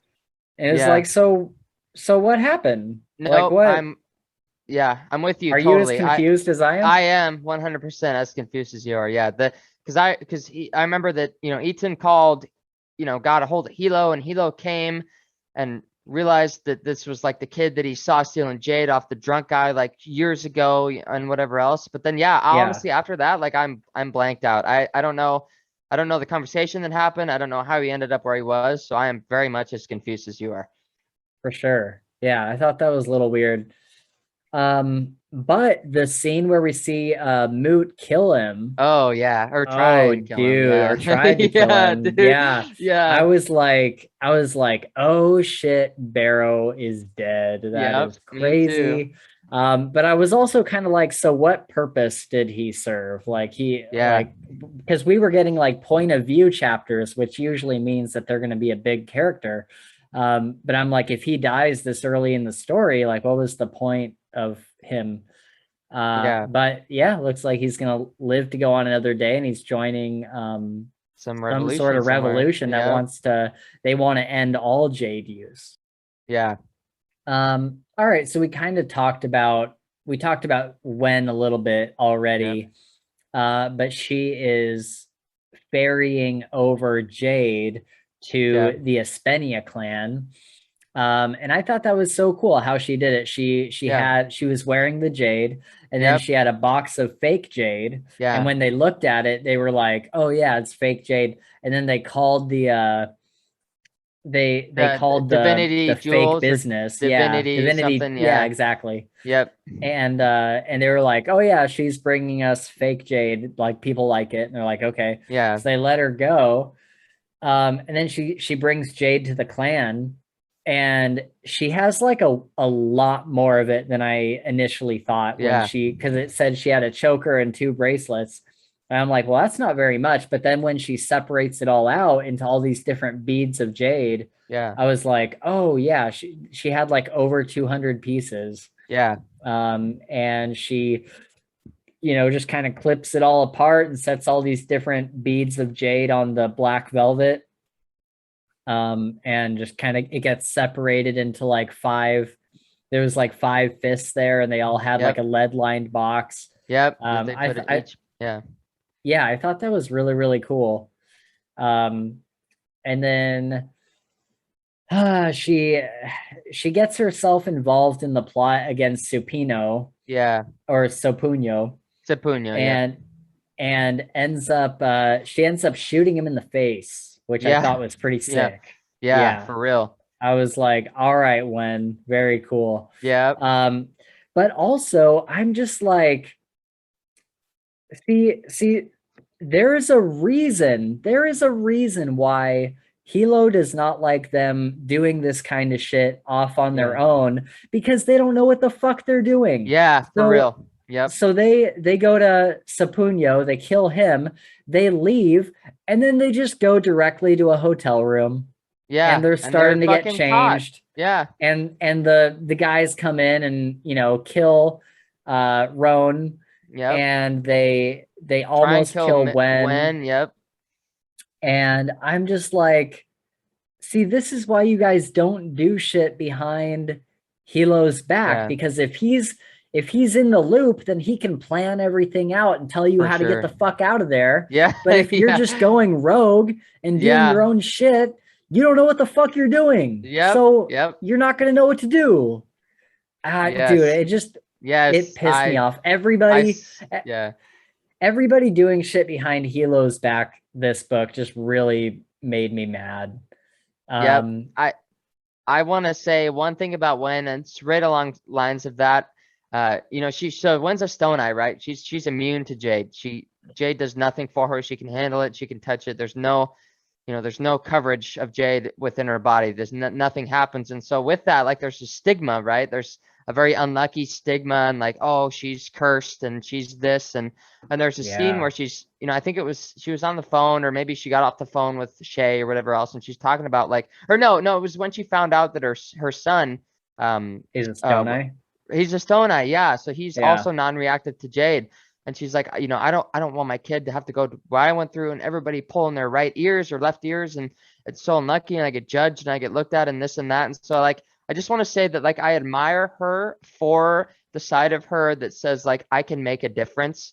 Like I can yeah, do something meaningful, which is again, doing dumb shit, like trying to murder somebody or murdering somebody and then getting caught, right. stuff like that. But when I was reading it, like I had a very deep founded admiration for how she went about like dealing with her I don't want, it's not an issue, but her like basically her genes, right? Like she's Condition, yeah. condition, yeah, condition, Yeah, exactly. That's the word I was looking for. And so I don't know, I just wanted to make sure that that was mentioned, that I really yeah, appreciated that. And she was she's a very strong founded woman, maybe a little on the dumb side for doing shit like that when she doesn't know what's going on, but I sure. liked how she fought past the the racism and the judgments that were upon her.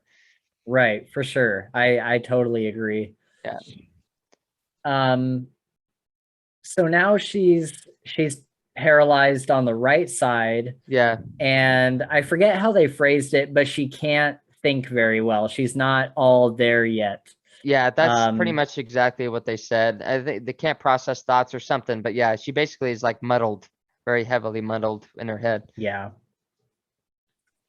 Um, any other characters that you wanted to give a shout out to? We didn't really talk about the kids that much, but I did like Hilo's kids in this book. I thought they were a Yeah. really cool addition to the Yep. story. Yep. And yeah, I agree. I would say that Nico would probably be my more favorite one. He's kind of Yeah. pulled from. Oh, well, we didn't even talk about that. We haven't talked about the fact that Hilo went and stole a child and killed his mom and Oh, his we're going stepdad. to. Okay. All Yeah. right. Yeah, Okay, go we're ahead. definitely Sorry, I going just to. ruined that. My bad, dude. I thought we were past that part. My bad. Oh yeah, we're for sure gonna talk about that in Okay, favorite moments. then I'm happy. Okay, so let's move into quotes. I have more funny quotes than anything else. Um, so it's kind of from Shay's perspective. My dog is being an asshole. Okay, there we go. Are you happy? Okay.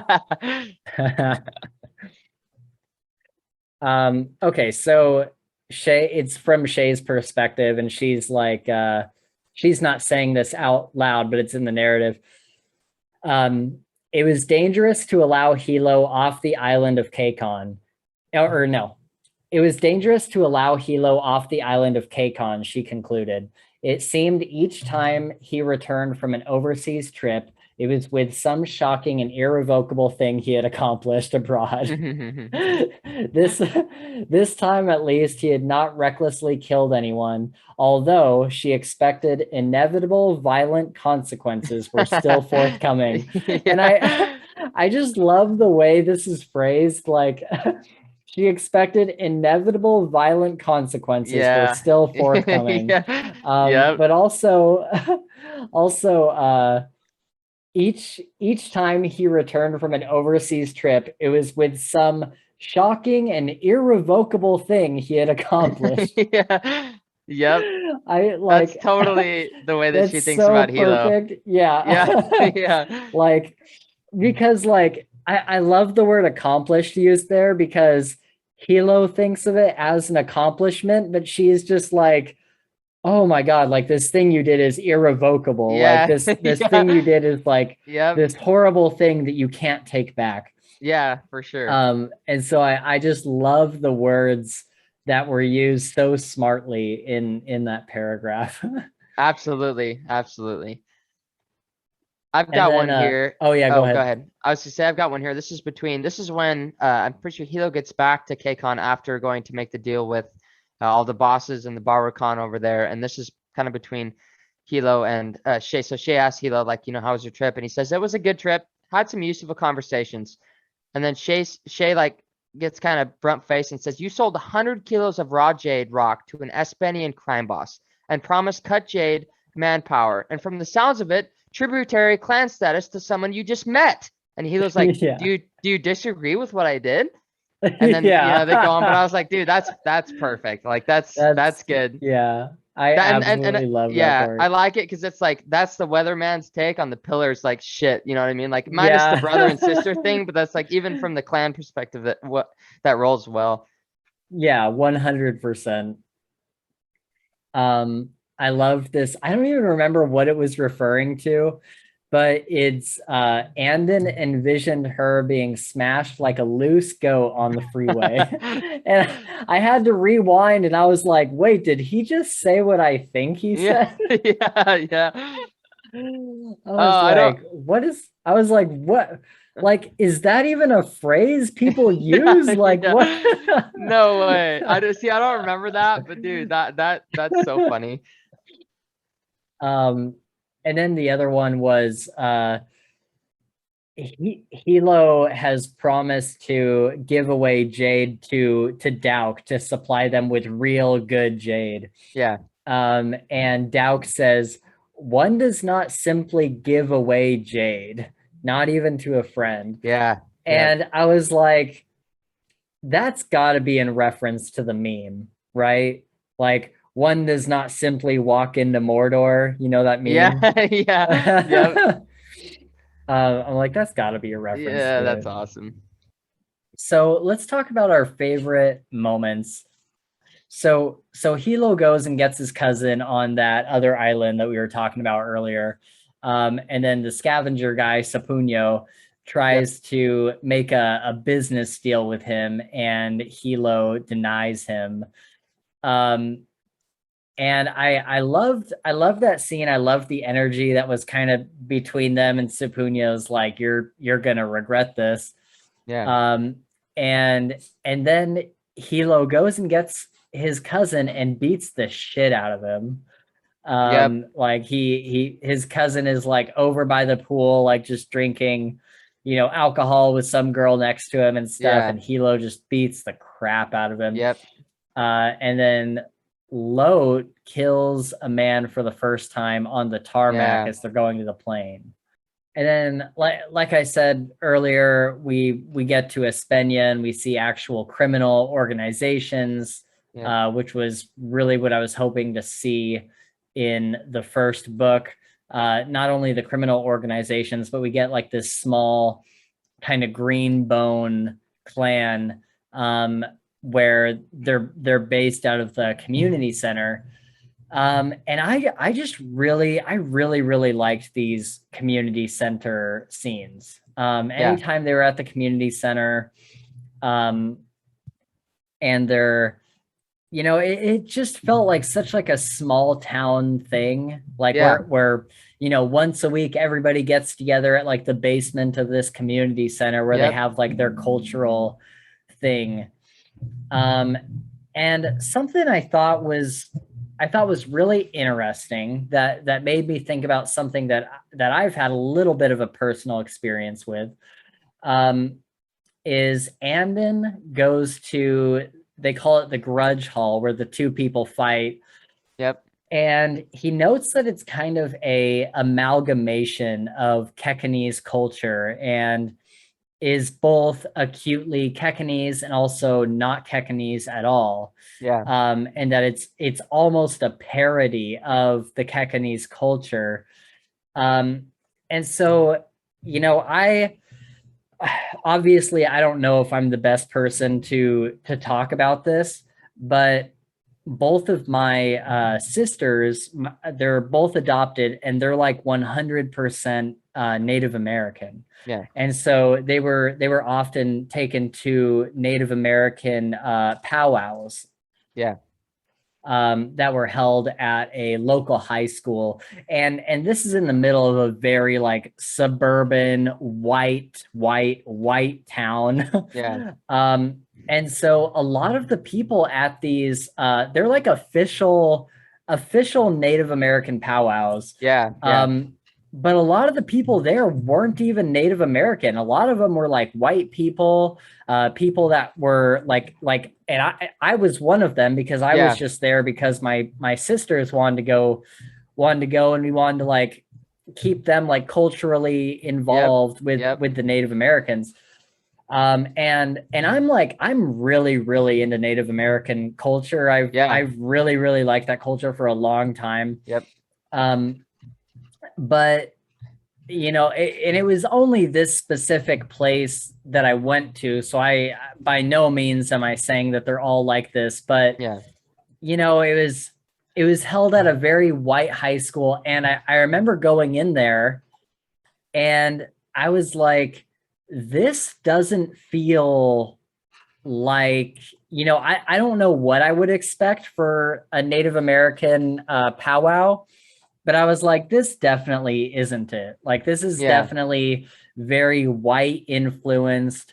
This is very, it was done in a way to kind of appeal to the American culture, I guess. Yeah. Like it felt like Native American light. You know what I Yeah. mean? Okay. Yep. To kind of appease, because a lot of white people go to them because a lot of these Native Americans have married into white families and stuff. Yep. And so a lot of what was going on, I felt like, was to kind of appease the white people in the room. And I was there kind of like, man, I think it would be really cool if you guys just did what you normally did. Like don't mind me. Like I don't want you to water anything down because I'm here. Yeah. Yeah. And so, and so I really felt it when Andon was talking about this, and I'm like, I have, a pretty good idea on what that feels like, I think. And of course, I'm by no means no aficionado on Native American culture. Like, for all I know, it was a perfectly normal powwow. Yeah. But, I feel like I got the idea of what Andon was saying here, and I was able to envision it a lot easier. And I thought that was kind of interesting. It's kind of an interesting thing to think about, like what happens when two cultures meet, because we have the Kekanese green bone culture, and even Dauk says that a lot of the Kekanese tend to marry into Aspenian families. Yeah. And so a lot of these people are, half Kekanese, half Aspenian. And it's like, what happens when those cultures collide, and, several generations down the line, you're going to end up with a watered down version of your original culture. And so I don't know why I'm going so long on this, but I just thought that was such an interesting thing to put into the book. I thought it was a very well thought out part of the world building. For sure. So that community center gets shot up. Yep. And they try to burn it down. For sure. And then all the green bones in there have to like flash their power and yeah, no, that was good too. That was kind of a cool introduction to like all these like friends that Andon's met, right? To like, it was kind of a confirmation, like, wait, these really are green bones. Like, these are people that have Jade and use it and are somewhat powerful in their own right. So I like that as well. 100%. Yeah, that was exactly what I was thinking. And I love they throw the Molotov anytime in any movie, in any video game, in any book where somebody throws a Molotov cocktail or a grenade and somebody takes it and throws it back. That is my favorite thing in the whole world. I love that. Yeah. That's awesome. I love that in movies and stuff. Like anytime somebody grabs the grenade and throws it back, I'm like, that is the coolest it's got like 2 seconds thing. left and they get it. Yeah, absolutely. I'm with you 100%. I'm so bad at it in Call of Duty. Whenever somebody throws a grenade at you and you have to hit right bumper and you have to throw back. Yeah. Dude, and it just blows up in your face every time. Yeah, for real. You got to be fast, otherwise it's game over. You got to be super quick. Yep. So we talked about when Hilo came out to Espenia. Yeah. But when all the crime bosses were like in the same room. Yeah. And Hilo presents this idea of, I can sell you Jade. And then amongst themselves, they all figure out, like, one of the crime bosses is like, we could front the money for it if you guys can distribute it. Yeah. And another guy's like, we could refine the raw Jade into, pure Jade gemstones if you guys can sell it. And so they're all like working together to come up with this plan for buying and selling Jade. And I was just like, damn, this is like a really cool scene. Like, this is exactly what I was looking for from the first book. For sure. And then of course they double cross each other and all that stuff happens. And I just really love that part of this book. No, I would agree. I would, very, very Yakuza like that scene was very much what I would attribute to like Yakuza. So I agree. I enjoyed that too. What about you? Any favorite moments? Yeah. So one of my most favorite moments, and I bet you this will be not most people's favorite moments during this book, but it's the moment where, Andon and Wen have basically done this mission, right? They've assassinated Sapunyo, and Shay is back at the Weatherman's office, or at Weatherman's house. She's waiting up all night on the phone, like waiting, and she freaks out. She's like, I don't know, where are they? And eventually, because of Dauk's men, they save him. Eventually, Andon calls and say like, hey, like, I'm okay. We did it. We did this. Wen is in the hospital. This is what happened to her, and Shay gets filled in on all the details, and so then Shay's like, I have to tell my brother, like, how am I gonna do this? Like, how am I gonna tell Hilo this? And so she goes. Hilo's in the training room and whatnot, doing some training. Or no, is he with the kids? He's with his kids. He's with his kids playing the game. Yes, the Jade game, exactly. And so she goes in, and She asked the kids to leave, or she's like, "Will you guys go play with this or do that or whatever," and leaves, and then tells Hilo, and she knew that this was going to be bad, but I didn't in my heart think that it was going to be this bad, and Hilo Yeah. gets so enraged that he basically beats the shit out of her. He smacks her once super hard, just Dude, furious. the first Go time he ahead, hit yeah. her, I was like, oh shit. Like Yeah, I had like yeah. a reaction to Makes you it. jump, exactly. And he Yeah. hits her once, and then she kind of goes in on the defense, and he hits her again, and then she like tackles him down, and like they have this like serious, like brutal, like he like destroys her. Like, I mean, not like literally, but like he like beats the shit out of his sister. And just to think about that right there, because the calls are so family based. Like, go ahead. I was gonna say you didn't feel like they were pretty evenly matched. No. I did. I do. I think that she defended herself really well, and she fought back, and she used her steel and everything else. But I'm just saying, like the thought of like the pillar, like Yeah. beating, hitting. Yeah, I shouldn't say beat the crap out of, because that's not what happened. He struck her, and she struck back. And so yes, Yeah. you're absolutely right. She definitely fought back, and she did a good job. But still, like the thought of Hilo like striking her, like he Yeah. did a couple times, was just like shocking to me. Like it was Yeah. That was very shocking. shocking. Um, Yeah. and so that was a big deal. And then also after, when they finally calmed down, and he tells her, he's like, you are no longer my weatherman. You are free to Right. go. You've always wanted to be free. Here's your chance. You're free to leave." And Shay turns around and has kind of an internal monologue. She's like, I will not leave. You cannot do this without me, and whatnot. And so then, of course, after that, they kind of, you know, not really figure things out, but they're come to like somewhat of a shallow agreement and go on. But Yeah. that was a big part for me right there. I mean, the book doesn't end too far after No, that. yeah, no, it doesn't. Yeah.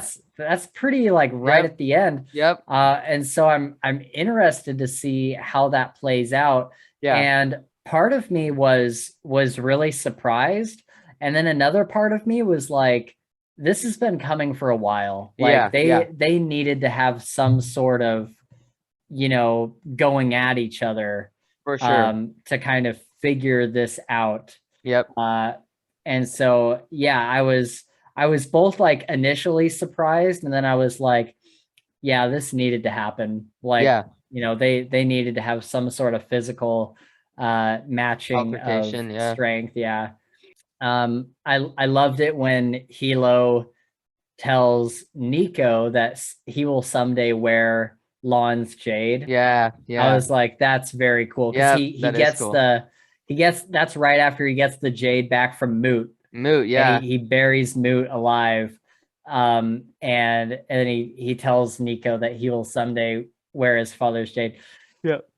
And dude, can we talk about that for a minute? Like Hilo buries Moot alive, dude. That is Well, not even. I fucking mean, that's with like half the bat Jade. with Jade. He forces Jade down the dude's throat, like Yeah. whatever it is, 3 beads down his throat, duct tapes his mouth, and fucking buries him alive. Like, and yeah, go ahead. But it's No, crazy. It's yeah. crazy. And not only that, but he does it so like matter of factly. Like this was Yeah. probably like the most, when this scene happened, all I could think was like mafia. Like this is Yeah. like some Yeah. straight For sure. mafia stuff. Yep. And he puts the jade in his mouth, duct tapes it shut, and then casually he's just like putting holes in this box and running a Yeah. tube so that the Yeah. kid doesn't run out of air. Yep. and I'm like, there's no way he's actually gonna bury him alive. Like something is gonna happen. Yeah. And then it's like, no, they put him in the Yep. casket and They sure lowered him into did. the ground, and then they buried him. Yep. Like they buried him alive. And I after that, I was just like, holy shit. Like Yeah. For real. that is crazy, dude. Yep. He That doesn't is fuck around with nuts. family. He fucked with his family. You get the short end of the stick when that happens. Yeah. Let's while we're on the same subject, let's go through some of the other crazy shit that Hilo did. So, like we were saying earlier, he goes out to Amy. He's written her multiple times, Yeah. and she hasn't responded. Well, I should so when Well, wrote yeah. Amy multiple times, and That's right. I feel like that's kind of important to specify. Anyways, finish. You're good. Yeah. Yeah, because Wen is reaching out to her, but this lady, um, at first I was like, yeah, go seek her out. But then when she told her side of it, I was like, yeah, who the fuck does Hilo think he is? Yeah, She goes, yeah, she had written 2 years ago when the child had just been born, and she wanted the kid to see Lon specifically. yeah, She doesn't care about Hilo. She doesn't care about the yeah, rest of the family. But Lon was the father, and so she was like, "Well, maybe we should get the father involved in this kid's life." But then she finds out Lon is dead. So yeah, why would she go back to Kakon? Like for what? sure. Like there's nothing holding her there anymore. Yep, Um, and so Hilo's whole thing, and he just like doesn't understand. He can't get some things through his head where for sure. he's like, but the kid would grow up without Jade. Yeah, And yeah, she's he's like, yeah, so? yep, And he's like, so the kid would grow up without Jade. Like, yeah, how is yeah, that not like how is that not like a problem for you? And yeah, she's like, it isn't at all. Like, I don't want him to grow up with Jade. yeah, Um, and so then he's like pushing her and pushing her and pushing her. And then her husband comes home and he's pushing them both to like come live out there. yep, And the new husband was like, oh yeah, maybe we should, the kid could spend some time with his other relatives and yep, spend some time here. That'd be awesome. And then I knew this would happen. Hilo leaves, and then they have time to talk, and she's like, no, you like she's probably telling her new husband, like, you don't understand this family. Like, we do not want to be a part of this. And so then Hilo comes back and she's packing. yep. And dude, Oh man. as soon as he like opened that door without knocking, I was like, something's gonna happen, but I was not expecting him to kill her. Yeah, yeah, And he opens the door and she's packing, and they get into this huge altercation.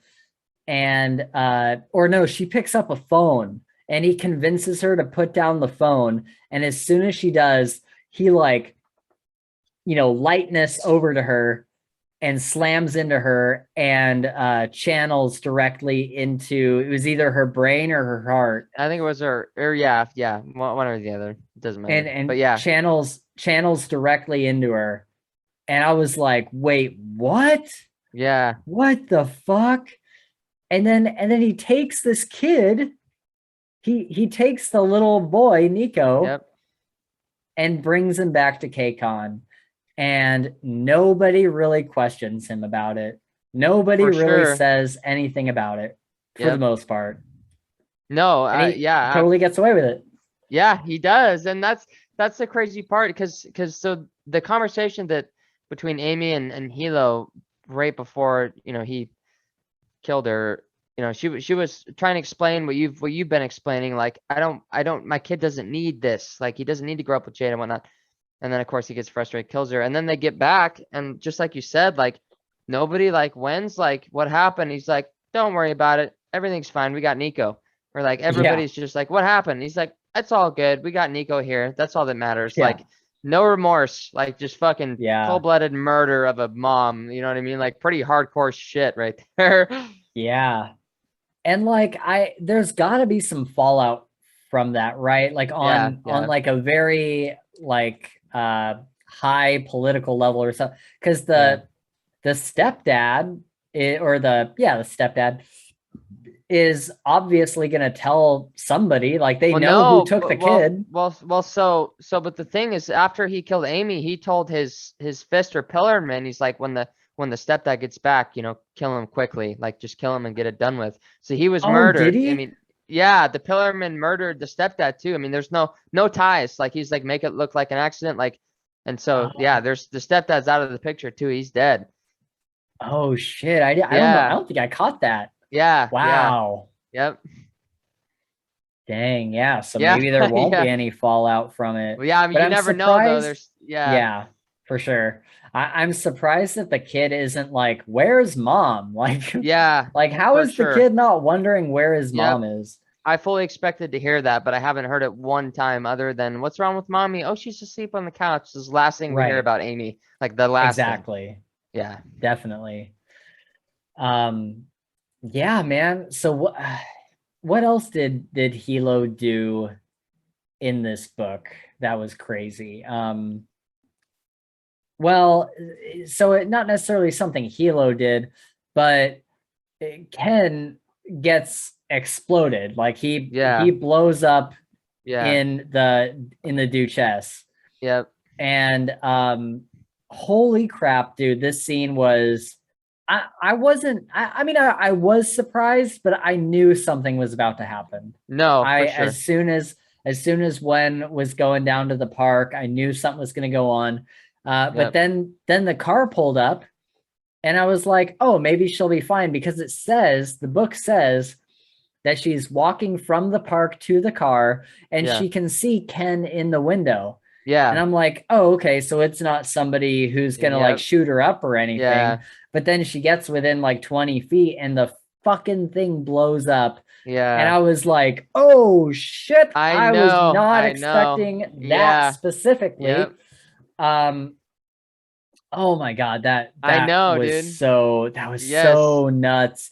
And all the fallout for that. We Yeah. see, they're trying to figure out who it is, then Marrow shows up, and then it was so all I think what I love about this book is that all the crazy things that happen are in like the second half of the book, Yeah. and they just happen and happen and happen and happen, Yeah. like Yep. right back to back to back to back, all these crazy things happening. And it was just like this roller coaster ride of like, oh shit, oh Yeah. shit, like I Yep. think my texts to you reflect this. No, Like, oh absolutely. shit, 100%. oh fuck, Yeah. Yeah. fucking It was, what, oh, fuck. what? Yeah. And like just every Yep. like 30 minutes, every hour, every couple hours was like, oh my god, something crazy happened, oh my god, another crazy thing happened. And it was just so many things. I don't think I've ever had like that kind of roller coaster Yeah. experience in a book. That Yep. was, besides maybe like changes, the Dresden Yeah. Files Yeah. changes, that might be the closest comparison. But so many terrible, crazy things happen in this book back Yep. to back that are just like, Holy holy crap. shit. Yeah. Yeah. Oh my God. It was a ride. It was a ride. Yes. Massive ride. I cannot wait for the third one, dude. I'm so I excited. know. I know. I'm so stoked. So to kind of tie this up, we see Reams's crew gets shot down because like they're delivering the last bit of that jade, Yep. and they hand the money off, and the other crew comes in and shoots them Yeah. down, and then shoots the guy on the boat. So I'm assuming they took the jade and the money. And I'm like, why? Like you had such a good business relationship set up. Like, why would you fuck that up? Yeah, for sure. I don't really get why they did that. Um, and I'm really interested to see what kind of fallout that brings.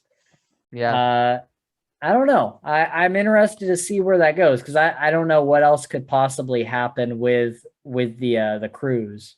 For sure. So I'll be honest, when that happened, like I was fully expecting, and I'm sure you were too, but fully expecting betrayal between all of Sure. the Yeah. crews. Like there was, and so like when that happened, I was like, okay, so this is, this is kind of what I thought was gonna happen, but it didn't plan out the way that I thought it would have. Like I didn't think they would just like murder the fuck out of everybody there and like steal everything. Like I thought it would have more been like, hey, we need a bigger cut or this or that, or this needs to happen. But Yeah. yeah, so yeah, again, you said it great. We'll be expecting the fallout. We'll see what happens. Right.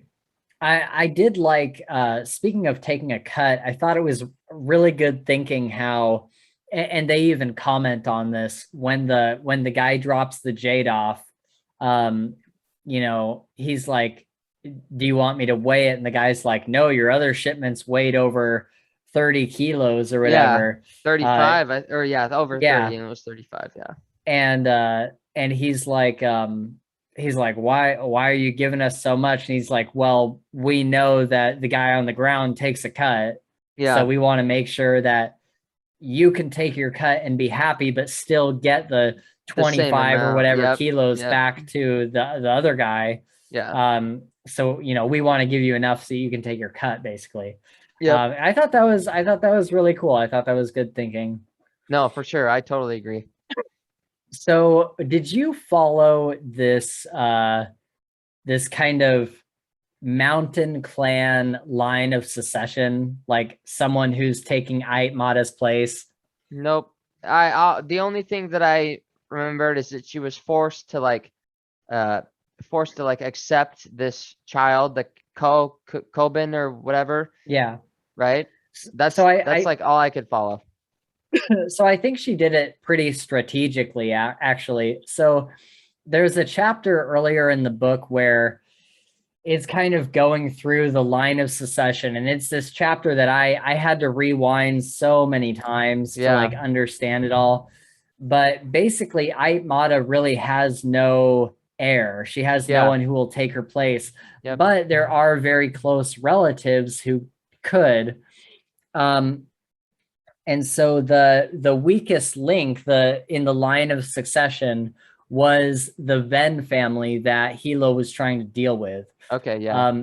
And so he was trying to get on their good side so that he could get someone in that family to take over for Aitmata and have a working relationship with him. Yeah. And so that's what was so important about the Venn family. But then Ait has all of them killed, and then the two that are left are the Iwi family, which I think I forget what their main thing, but I think they were kind of poor. Okay. And so Ait basically buys them off. She gives them a lot of stock from the Venn family's company. Oh, from the KCON or whether yeah, the shipping KCON, company yeah. or whatever. Yeah. Yeah, KCON International or whatever. Mhm. And so she gives them major stock in that to appease them and for them to like kind of shut their mouth. And then she takes the Coben kid under her wing so that, now he's close to Ait and Hilo can't get to him. Yeah. Okay. And so she's kind of maneuvering all these pieces in a way where Hilo is basically fucked. He has Yeah. no way. He has no way to get into the mountain line of succession now. For sure. That makes sense. I'm super interested to see like how he overcomes that. Like how are they gonna kill Ait? Like I Yeah. don't know how they're gonna take I'm down with this you. I bad was guy. so hoping when Shay challenged, after I put out those accusations of Shay and was slandering her all over the news, I was like so hoping because Hilo was like ready. He's like, I want you to go out there and I want you to end her, kill her. Yeah. And he had all these fists ready and the whole crew, and I was just like hoping. I was like, man, but I also knew at the same time like it would be way too easy. Like it's not gonna end like that. It'd be way too easy. But I was just praying. I was like, just fucking kill the bitch, please. I But know. yeah, I know. I'm like, and she's so smart. Even when she was taking out that fist that was working for the Venn family, he was yeah. gonna try to kill Ait. Well, so that was the son. That was the Benz family's oldest son. I'm pretty sure. Yeah. So they went up to, yeah, exactly. Yep. And yeah, she's just like so smart about it, and she has this assassin that is her horn. That guy was crazy when he got introduced. Yeah. That guy was like legitimately scary. Yeah. Like I was like, oh, this guy is like dangerous because he takes out the politician, the Call family politician, and then he takes out the Venn son. And I'm like, dude, I just don't know how they're gonna do this. Yeah, I legitimately don't know how they're gonna kill Aitmata. Okay, so let's see, what do I got here? Oh, so this is another part of the book that I was like, I just hate all this shit that people are saying to Hilo, all this weird Like all this, like they're trying to blame him for everything, it seems like. So Andon tells Hilo that it had nothing to do with them going against Hilo as far as them like taking out Sapunyo. Yeah. He was like, oh, it had nothing to do with us against you. And they said like it's not his forgiveness that they need, but his understanding. And I'm like, no, this absolutely was about going Yeah. against Hilo. Like Yep. you all went in there knowingly like lying to Hilo and Yep. knowingly not telling Hilo about this. Just like everything Wen and Shay do. Like they planned this without Hilo because they knew that he wouldn't give the okay for it. Yeah. Yeah. And so that's why I'm just like, Andon tells Hilo like, oh yeah, it had nothing to do with us going against you, Hilo. This is just something we needed to do. Like, no, that's not how this fucking works. Yeah. Like that's not how this goes down. Like it absolutely does have to do with you going against and around Hilo. It absolutely does. And so yeah, that just made me hate Andon a little bit, just a little bit. Yeah. I was just like, what the fuck are you talking about, dude? Yeah. Yes, it did. So yeah, I'm really getting tired of people lying right to Hilo's face and going around him. And this is a huge turnaround from where I was on the last book. Because the last book, I like really didn't like Hilo. Yeah, I remember. And and while he's still not like my favorite character, like he still does a ton of things where I'm just like, oh my God, he's without a doubt getting better, like getting better and getting better. And he's becoming the pillar that he is supposed to be. He's becoming a wartime pillar. And I'm starting to respect his character a lot more.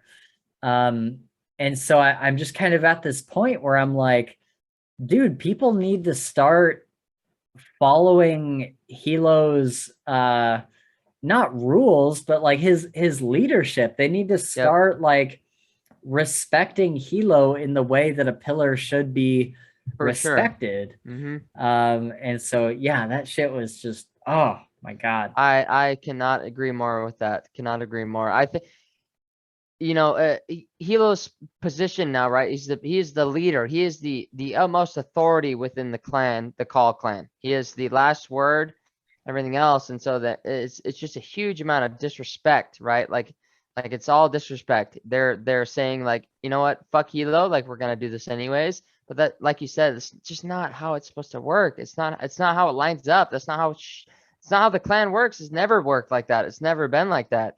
It's totally not okay. All right. So any other fond moments from this book before we kind of wrap up here? I don't think so. I think we covered everything I was really interested in.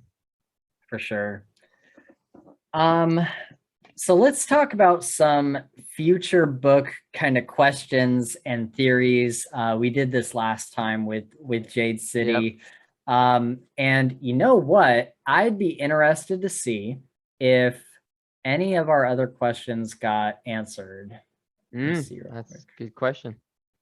So yeah, for our questions from last week, will there be more magic? I feel like we definitely saw quite a bit more magic being used in this book. Would you agree? Yes, most definitely. Will Andon come back to John Loon? Sort of. In the end there, where did he say he wanted to go to school for healing at the end there? Did he want to go to school in John Loon? Yeah, I think so. Yeah, I think that's what he was, because he was talking to Hilo, and I think he said that there was an institute or academy in John Loon that was based on healing that he would like to go to. And I think that was part of his pitch to Hilo. I'm pretty sure. Okay, cool. And then another question from last week that we haven't even talked about yet was, what is Doru's plan? Oh, yeah. turns out he didn't have a plan. No, not at all. He was just hiding out in some little town with a 13-year-old girl. Yeah, that's what I was to say. He was with the 13-year-old girl and doing whatever he Oh did my with her, God. and then it was end game after that. Yeah. And then Shay didn't have the balls to kill him. Yeah. And so he blew his own brains out. Yep, right in front of her. Yeah. Um yeah, I was kind of like, that's a weird scene. Like, Yeah. why not just kill him off in the last book? If he wasn't part of like a bigger plan, I just didn't really understand what his character was for. Was it just to get one more scene with him and this girl That's to really cement how much of a that's pervert he yeah, is? Or that's I wouldn't I would definitely say that the last scene definitely cemented that he was a pervert. You know, he had this, I think they described him as nubile, you know, this little girl that I think Shay said that she had like, you know, like she had little lumps as breasts, or and that's a bad description, but I remember that she said that like just to portray how yeah, young this girl was and whatnot. And right. he's like, oh, thank you for giving an old man some kindness in the, you know, last of his life, and when I knew he was gonna Yeah, die. But I think that the scene was, at least to me, just to kind of show um like, you know, that it was the end. Like I feel like the scene needed to happen to share, like, you know, that he, you know, he's Doru's done. Like it's a game yeah, over. Like this is his last thing. And he even explains that he's like, I know he's sick, you know, he's got cancer or something like that. He's like, right. I know I'm gonna die. And then in Shay going there, it kind of just like, you know, cements the fact that like no matter what, he was gonna die, but the clan wanted to be the one that ended him. Even in the end, like it wasn't like he killed himself. You know, it was, you Yeah, know, it was kind of a suicide thing. And so, but yeah, so yeah, it's confusing. But I would say that there was a little bit of significance with kind of that scene, I guess. At least to me, there was. sure, definitely. Um, the other one I have here is I wrote, I think I will eventually team up with No Peak to deal with a bigger threat, or she will recruit Andon. Yeah, I don't think either of those things are going to happen. Yeah, yeah, There's no way. I don't think there's yep, a bigger threat than her. I think yep, they're going to really focus on taking out Aitmata, for sure. and really like try to get her out of the picture. Yeah, And then also last week, I said that I would be interested to know if you could get your jades surgically implanted inside your body. mm, But I think, there was, he shoved the jade down that one kid's throat, yeah, and then the other one of his sons swallowed jade, and they were yep, really worried about it. So it seems like that's a bad idea to have yeah, jade inside your body. They for didn't sure. specifically say what it does when it's inside your body, but Well, it sounds like it's not good. yep, doesn't, but Hilo has Hilo's studs on his collarbone are implanted, right? Like they're inside of his skin. I think they're sticking out so you can see them, but I think they're still inside of his body. I don't know if that has anything I, to do with actual like ingestion of jade, but yeah. yeah. I think they're pierced because he takes three of them out of his Oh, chest okay, and okay. puts them in Moot's mouth. Gotcha. Oh, that's right, that's right. Okay, yeah, yeah, yeah. Yep. Which I was like, damn, you didn't bring any extra jade to kill this kid with. Yeah, Like yeah. you took like the first stones that you ever got to Well, put in I this think kid's it mouth. was the metaphor though. You know, I think that the metaphor that Huh. he said was powerful because he was like, you know, you did so much to get my family's jade, and here I'm gonna bury you with my family's jade, with that, you know, Oh, because he was like, you know, because he wanted Lon's jade, of course, for his son Nico right. or for Nico. But I think that there was some meaning behind that when he took those jades out and said, you know, you did everything, you killed, you lied, you cheated for my family's jade. Now you're gonna die with my family's jade, you know, like kind of a thing like that. Okay.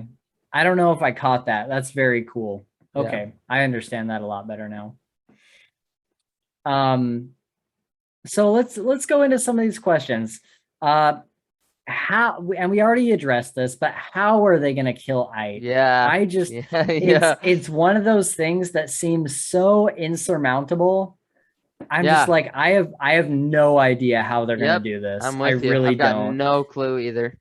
And now they have to deal with the assassin horn Yep. from the other clan.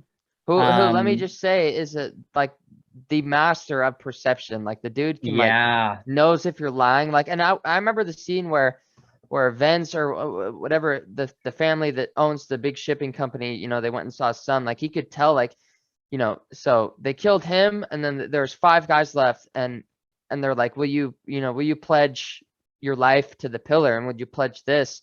And so they do so, and he's like, kill those three, and he kills the three, and right. he's like, you two were being honest, and I could tell, like, you two were actually meant what you said, the other two didn't. And I was like, dude, that's like a superpower, like minus Yeah, Jade, like set Jade aside, like that is like a yeah, very, very powerful ability to like know shit like yeah, that and to perceive stuff like that. So I think that he is going to be a problem in yeah, the third book, like a big problem. Like it's going to be hard to deal with him.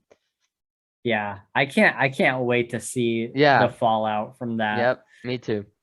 Um, and then of course, what's gonna happen to Wen? Not Yeah. only she's super, super messed up, Yep. but also Hilo says something along the lines of how can I trust her anymore? Yeah. Yeah. Yep. How could I possibly trust her? For sure. Um, and yeah, so I'm really interested to see how that works out, man. That's Yep. going to be a really, really tough situation. Yes. Um, I wrote here, and we talked about this earlier, but I wrote here, will Shay just please die or leave the clan or something? um, and then what's to come of Hilo's kids? Yeah. I have this feeling that they're probably going to get their own spin-off series. Okay. Okay.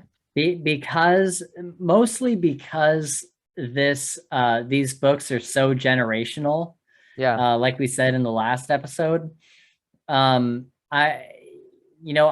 think unless they die, unless everybody just dies, Yeah. like I don't see why she wouldn't do a spin-off with the kids and kind of For like the sure. next books being the kids and their lineage.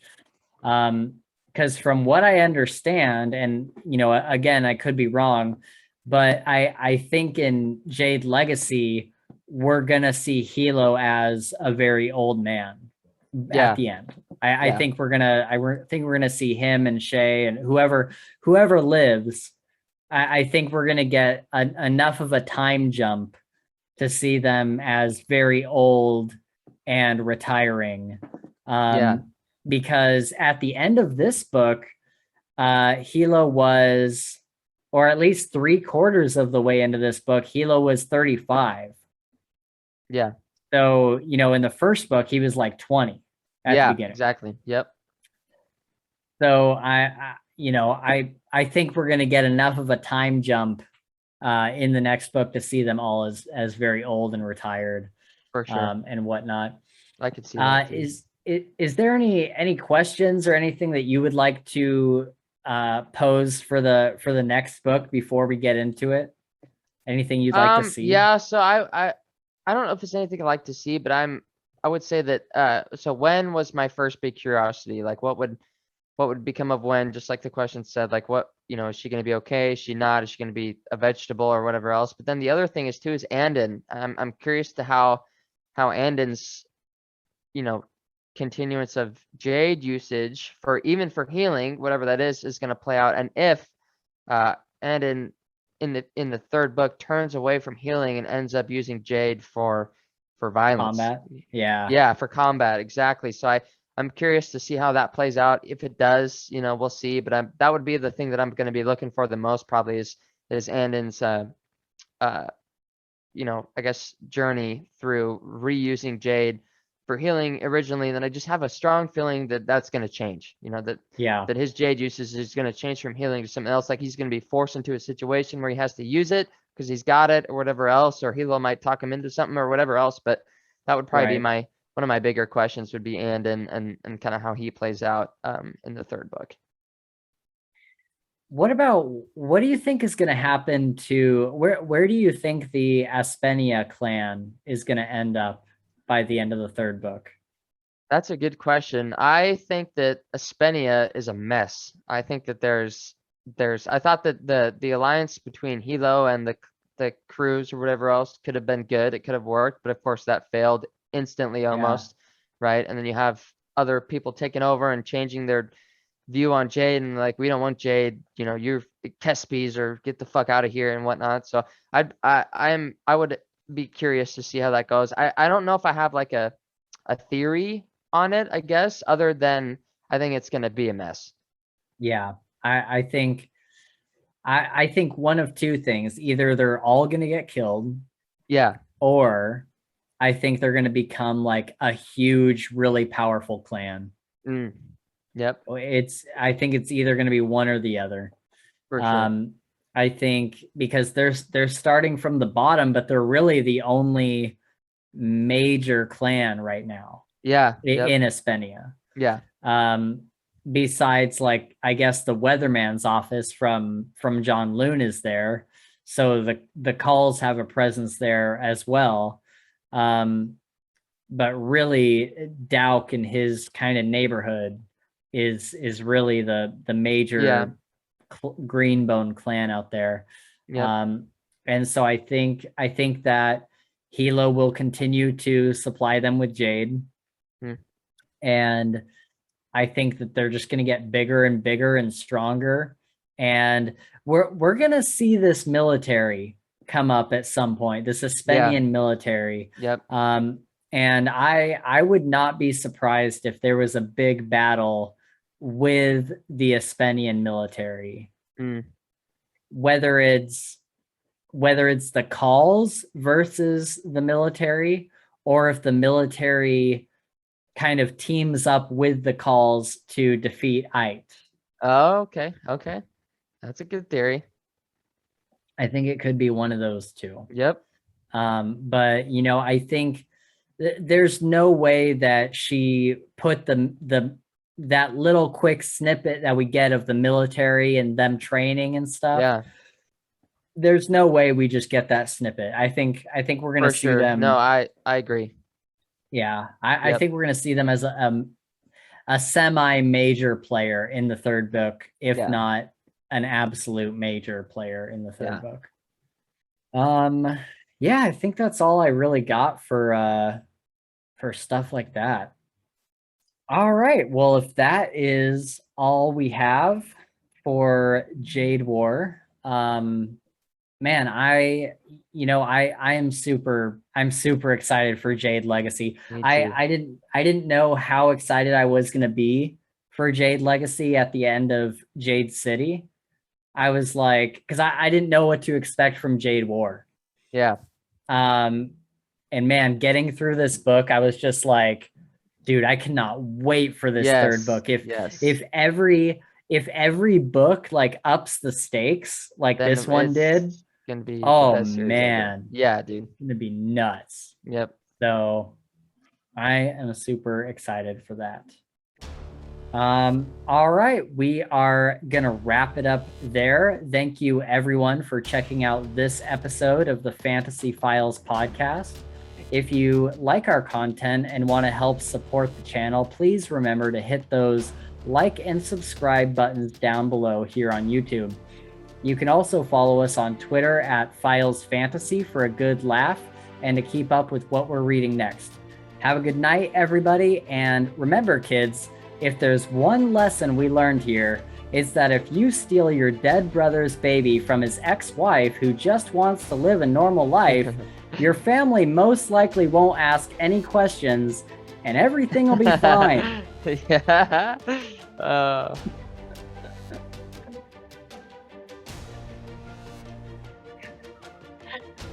Do you hear that? No, I did hear it. I don't know what was it, Hank?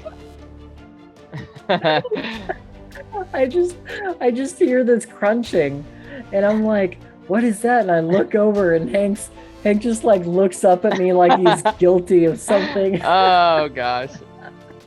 I'm like, really, dude? Right now? Yeah, right now? real. You had all day to eat your food.